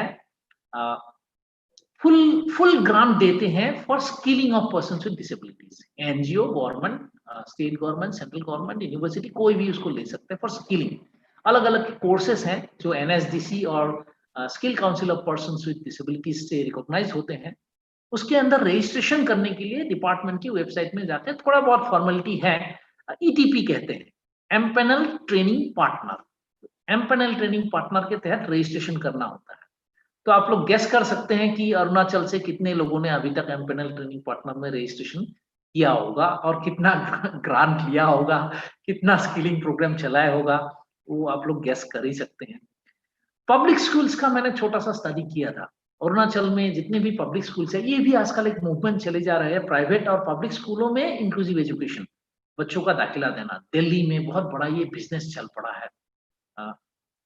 नेगेटिव एस्पेक्ट भी है, लेकिन right now I am trying to talk about the positive aspects कि भाई बहुत सारे अरुणाचल के लोग, काफी अमीर लोग भी अरुणाचल में है, सोशियो इकोनॉमिक स्टेटस अरुणाचल का अच्छा है, तो बच्चों को पब्लिक स्कूल में भी भेजना चाहते हैं जहां जहां अवेलेबिलिटी है। उन सब पब्लिक स्कूलों का भी आप स्टडी करेंगे, उसमें भी इंक्लूसिव एजुकेशन का कॉन्टेक्स्ट अभी तक शुरू नहीं हुआ है, तो उसमें भी मुझे लगता है हम लोग कुछ ना कुछ रोल निभा सकते हैं। समग्र शिक्षा अभियान की आप अगर कैपेसिटी बिल्डिंग प्रोग्राम की बात करेंगे, जिसमें मुझे लगता है आपके यूनिवर्सिटी बहुत बड़ा रोल निभा सकते हैं, काफी कमजोर स्थिति में है वो। समग्र शिक्षा अभियान में अभी 2 प्रकार के आपको टीचर मिलेंगे, एक प्राइमरी लेवल में सपोर्टिंग टीचर, एक सेकेंडरी लेवल में। तो उनकी ट्रेनिंग के लिए, बिकॉज अरुणाचल एक ज्योग्राफिकली ऐसा जगह है जहाँ बहुत दूर दूर लोग रहते हैं, तो ऐसे में जो पब्लिक नॉर्मल स्कूल्स है, जो गवर्नमेंट स्कूल्स वगैरह है, उसका एम्पावरमेंट करने के लिए हमें कहीं ना कहीं रेगुलर स्कूल टीचर्स की ट्रेनिंग के ऊपर फोकस करना पड़ेगा। तो समग्र शिक्षा अभियान के साथ अच्छा से काम करने की आवश्यकता है। स्टेट रिसोर्स सेंटर या फिर तो आप लोग बनाएं या फिर तो अरुणाचल गवर्नमेंट बनाए, it will be very essential कि कोई ना कोई हमारा स्टेट का एक रिसोर्स सेंटर टाइप का कुछ ना कुछ अरुणाचल में बने। हालांकि मैंने इसके ऊपर मैं कोशिश तो किया, लेकिन अभी तक ऐसा खास रिजल्ट मुझे मिला नहीं। तो in nutshell, early intervention, early identification, education, therapy, inclusive education, skilling, higher education, technical education, employment, entrepreneurship, आपका लीगल एस्पेक्ट में सपोर्ट, डिस्क्रिमिनेशन को रोकने की तरीके, एक्सेसिबिलिटी प्रमोशन की तरीके, डिग्निटी ऑफ लाइफ के तरफ किस तरीके से आगे बढ़ सकता है, प्यूनिटिव एक्शन या पेनल्टी, अगर दिव्यांगजनों को हम सपोर्ट नहीं करेंगे तो उनको लोगों को पेनल्टी भी दिया जा सकता है अगर एक्ट को हम फॉलो नहीं करेंगे। अवेयरनेस बढ़ाने की रोल है, यूनिवर्सल डिजाइन को रीडिफाइन करने की जो हमारी एक कोशिश चल रही है, तो उसके ऊपर भी यूनिवर्सिटी अलग प्रकार के रोल निभा सकती है। लेकिन कुछ पॉजिटिव चीजें भी है जो अरुणाचल को लेके हम लोगों को समझना चाहिए। ग्लोबल मॉडल को कॉपी करते रहने से तो काम नहीं होगा। लुकिंग एट भूटान, जब मैं अरुणाचल का देखता हूं तो मुझे लगता है कहीं ना कहीं कुछ एडवांटेज अरुणाचल भी है हमारे पास, और इस एडवांटेज अरुणाचल में अगर आप डीपली स्टडी करेंगे तो family bonding, community bonding and inclusive culture, ये कई स्टेटों से बहुत ज्यादा है अरुणाचल का। कई गांव में समझ ही नहीं आता है कि बच्चे का एक्चुअल बाप कौन है। वो साचा जी उसको इतना कदर करते हैं, मम्मी कौन है समझ में नहीं आता है। इस प्रकार के इंक्लूसिव सोसाइटी, इंक्लूसिव फैमिलीज देखने के लिए मिलता है। पूरे गांव इतने यूनाइटेड होते हैं, कई जगह इतने इंक्लूसिव कल्चर होते हैं कि बुजुर्ग हो चाहे कोई हो, sometime the elderly is regarded as the top boss. आपका पंचायती इलेक्शन या बाकी चीजें जाए तेल लेने, सबसे जो सीनियर है वही हमारे समाज के, जो बोलेंगे वो वही होगा। तो अलग प्रकार के एक सामाजिक नेटवर्किंग है। उस नेटवर्किंग की फायदा उठा के कम्युनिटी बेस्ड रिहेबिलिटेशन या फैमिली स्ट्रेंथनिंग, वो मॉडल को हम लोग अरुणाचल में कहीं ना कहीं एक इनोवेटिव मॉडल के तौर पे हम उसके ऊपर काम कर सकते हैं। उसका स्कोप अरुणाचल में है और नॉर्थ ईस्ट में है। मुझे लगता है बाकी देश के हिसाब से नॉर्थ ईस्ट में अभी भी आप देखेंगे जॉइंट फैमिली वैल्यूज अभी भी इंटैक्ट है। जॉइंट फैमिली रहे ना रहे, but that value is still intact. तो कम्युनिटी वैल्यू अभी तक इंटैक्ट है। कम्युनिटी सेलिब्रेशंस, कम्युनिटी फेस्टिवल्स, काफी सारा चीजें हैं। तो एडवांटेज अरुणाचल को भी हमें सोचना पड़ेगा और अरुणाचल मॉडल विकसित करने में आपके यूनिवर्सिटीज, नेशनल इंस्टीट्यूट के साथ मिलके और बड़े बड़े हमारे दिग्गज ऑर्गेनाइजेशन और दिग्गज व्यक्ति भी बैठे हुए, अकेला जैसे ऐसे लोगों के साथ मिलके हम लोग मॉडल अरुणाचल के तौर पे भी हम लोग कुछ काम आगे कर सकते हैं। आज का माहौल ऐसा है कि बहुत ज्यादा टेक्निकल में बनना नहीं चाहूंगा, because it's world disable day. तो हम सबको बेसिकली थोड़ा सा अपने आप को रिफ्रेश करना, रिकमिट करना हमारा रोल बनता है। तो इसी के साथ मैं अपना वक्तव्य थामना चाहूंगा। बहुत बहुत धन्यवाद। नमस्कार जी, बहुत बहुत धन्यवाद सर आपको। आपने इतने आसान शब्दों में इतने बड़े चीज़ों को हमें बताया, अपने अनुभवों को साझा किया और पूरा एक रोड मैप दिया, एक इंसाइट दिया कि किस तरीके से अरुणाचल मॉडल बन सकता है। जिस तरीके से कम्युनिटी वैल्यूज़ और जो कम्युनिटी स्ट्रेंथ है, कम्युनिटी सपोर्ट है, कम्युनिटी का जो नेटवर्क है, वो किस तरीके से एक अरुणाचल मॉडल के रूप में आगे आने वाले समय में देश को और दूसरे लोगों को भी ये रास्ता दिखा सकता है। सर आपने बहुत बातें कही, लेकिन मुख्य जो बातें आपने जो कही उसमें, जो कि जिसमें यूनिवर्सिटी का रोल हो सकता है, वो ये है कि किस तरीके से हम लोग एम्पैथी डेवलपमेंट एक्सरसाइज को जो है यूनिवर्सिटी में हम लोग एज ए प्रोजेक्ट के तौर पे या एज ए करिकुलम में अपने डिफरेंट जो करिकुलर को करिकुलर जो एक्टिविटीज़ हमारे कैंपसेस में हैं उसमें हम लोग डेफिनेटली सर इस पर कुछ कर सकते हैं। कोशिश करेंगे आने वाले समय में कि हम लोग इसमें कुछ कंट्रीब्यूट कर पाएँ। दूसरी सर जो बहुत इंपॉर्टेंट बात है आपने कही कि एम्पैथी डेवलपमेंट के साथ साथ हमारा जो फैकल्टी डेवलपमेंट प्रोग्राम है, बहुत सारे फैकल्टी डेवलपमेंट प्रोग्राम के साथ हम लोग एसोसिएटेड रहे हैं, तो इसमें किस तरीके से डिसेबिलिटी कंटेंट को हम लोग इंक्लूड कर सकते हैं और वो एक लार्जर लेवल पे सेंसिटाइजेशन के लिए बहुत ही उपयोगी होगा, ऐसा मेरा मानना है। आपने बहुत अच्छा सर मार्गदर्शन दिया और इसके साथ साथ स्टूडेंट कम्युनिटीज़ को इन्वॉल्व करना, क्योंकि अरुणाचल का जो स्ट्रेंथ है उसको बताते हुए, तो इसके साथ भी सर लिंक करके हम लोग बहुत अच्छा इसमें आगे कुछ कर सकते हैं। We hope that in the near future will be moving ahead on this path. So thank you very much sir for connecting with us, and definitely sir, after this pandemic is over, we are going to definitely invite you in some or other program to get benefit and more experience, have experience from you. Okay, once again thank you very much sir. Yeah, moving ahead with our program, may I now request yeah, Ricky sir, Laishram Tokendra Ricky, is sir there with us?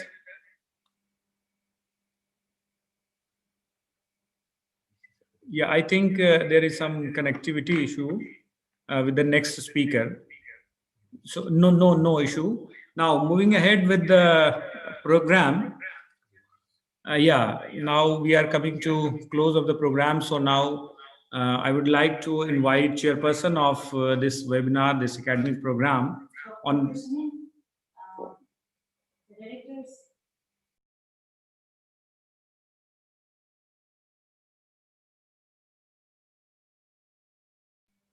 So I would like to request Honorable Vice Chancellor Sir, Rajiv Gandhi University, Professor Saket Kushwaha, being chairperson of this program, to grace with his words of wisdom and blessings. You are welcome, sir. Thank you very much. Namaste. Subh Sandhya. Good evening. I think I'm audible very well. Dr. Sumin. Yes, sir. Yes, sir. Okay. Thank you. Thank you. And now I can see the august speakers here. First of all, my very warm greetings to Professor Mitra, though I think he's not here today, but all the same.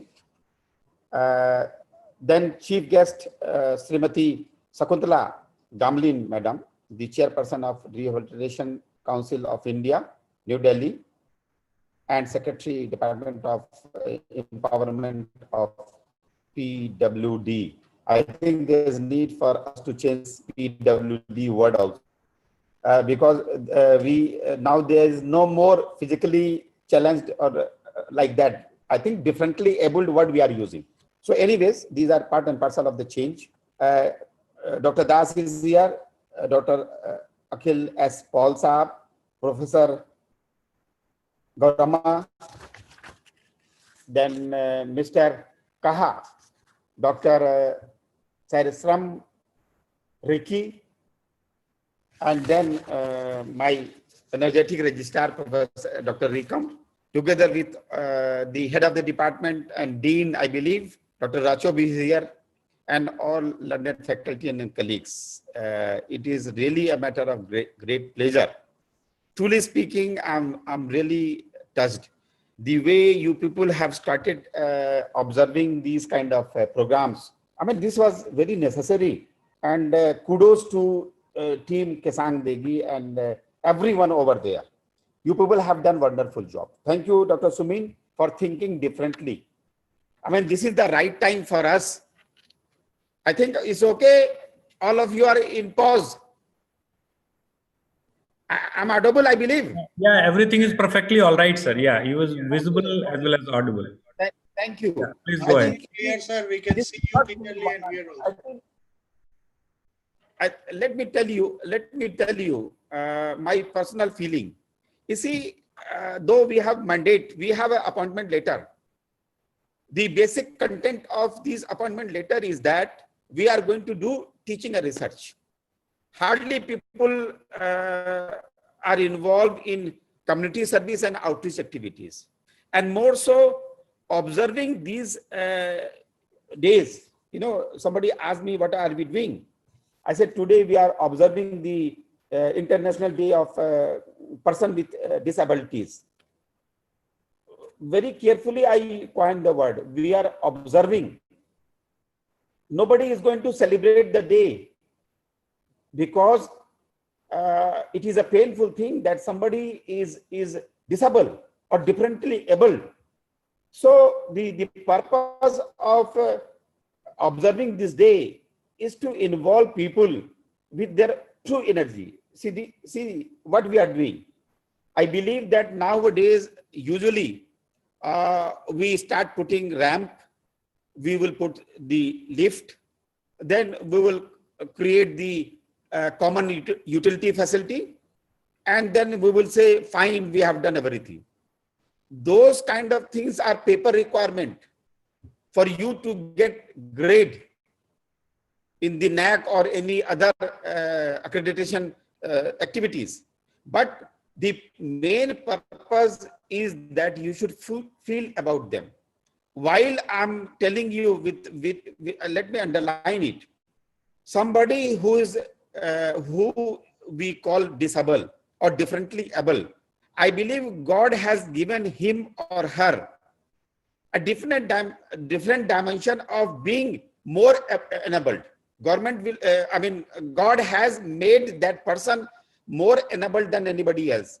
You know, I remember one of the incident, you know, about last year.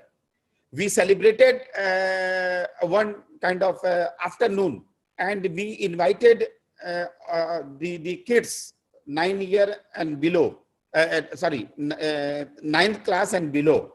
About 50 of them, they were in a distance education premises.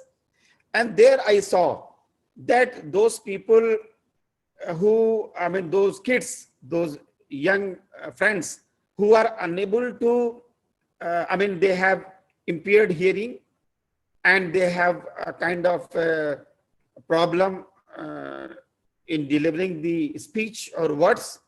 I don't know how to pronounce it. I will not say dumb and deaf. That is not the right word for me. So we have to coin the right word. But I saw them, they were all very good. They were doing so well in drawing some of the other issues. And you know, the sign language we were using at the time, They came with their 2 or 3 teachers. We did a video recording also. The sign languages they were using, the depth of that language, the way they responded, and the way we got the answer.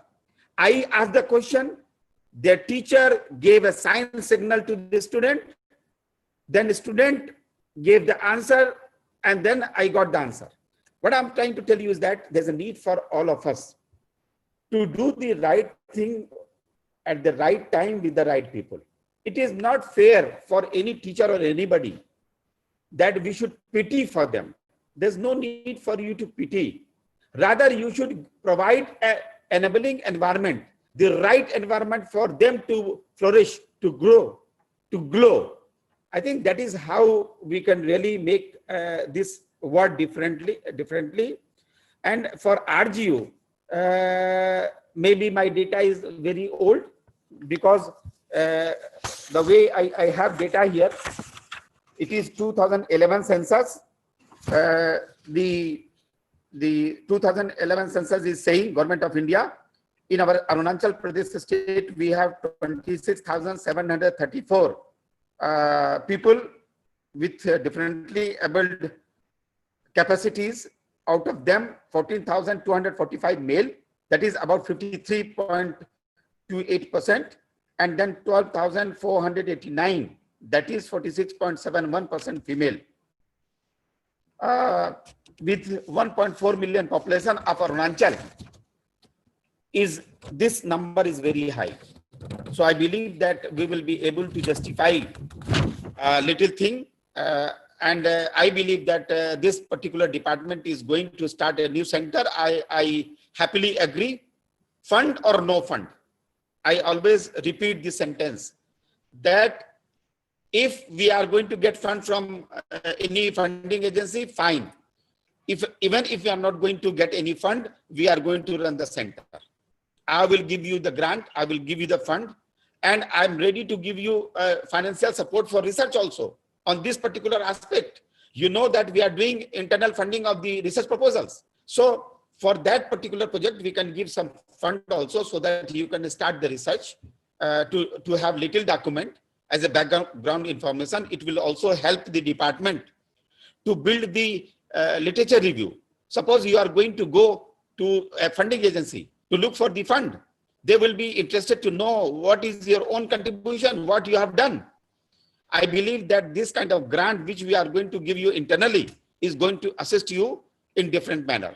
So with these words, I really appreciate the energy of all the people who have organized this program, who are helm of the affair, and our learned speakers, all of them with a folded hand. I extend my warm greetings to them. Namaskar, Jai Hind, Jai Arunachal Pradesh. Thank you very much. Thank you very much.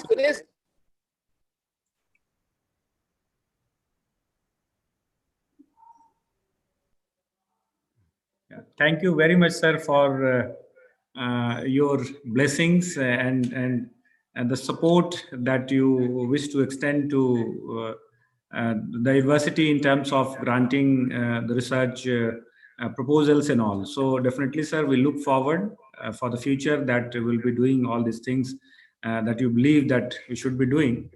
And we are just coming to the last leg of our program, and now it's time for formal vote of thanks. Though we don't have appropriate words to thank the contribution of eminent distinguished speakers, those who connected with us and spare their valuable time. So for formal vote of thanks, I would like to invite Dr. Akash Ranjan, who is one of the convener of this program. Thank you, Sumin sir. It is a very great time to offer vote of thanks. Actually, last moment is very crucial for leaving off all the experienced person. It is a very sorrow moment, but we are very fortunate. We have organized such types of program, and we observed this day as a World Disability Days. This is a very historical moment for the department also. We are capable to organize such types of program in future also. So first of all, I would like to thanks our Honorable Vice Chancellor, Professor Sakit Kushwaha sir, who has given time and encouragement for conducting such types of program. And now, first thanks goes to our chief guest, Madam Shakuntala Dole Gamlin, who has graced this occasion, and she has given a lots of insight for the future perspectives for this department, and she also ensures such very she will do whatever she can do for the Arunachal. तो madam के लिए thanks बोलते हैं हम. Second, I would like to thank our registrar sir, who has given too much time and given insight for the future prospects. Now, my thanks goes to Akhil Paul sir, who has given roadmap and very insightful in the field of disabilities studies. He has given practical experiences for the teachers, speakers, all the participants. Now, Himanshu sir, he has given very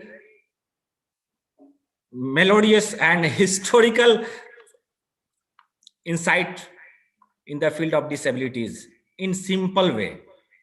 He knows all the things in the field of disabilities. So you came and spoke well, sir, and we are fortunate to have such types of speakers, and I expect in future also we and your department will be part of this such types of program. Now my vote of thanks goes to Professor Goramma IP. She did a lots of work in the field of disability. Now currently she is heading the department, Regional Institute of Education. A very short period of time, I requested her. She agreed to give the lecture, and we part of the program since the starting to end. She was staying there. Now, vote of thanks goes to Mr. Yamlum Kaha, Director, Department of Social Justice and Empowerment, Tribal Affairs, Government of Arunachal Pradesh, who has given precious time in busy schedule, and he has given insight to, and he formulated some future plan and collaboration with this university. So I thank sir. Now,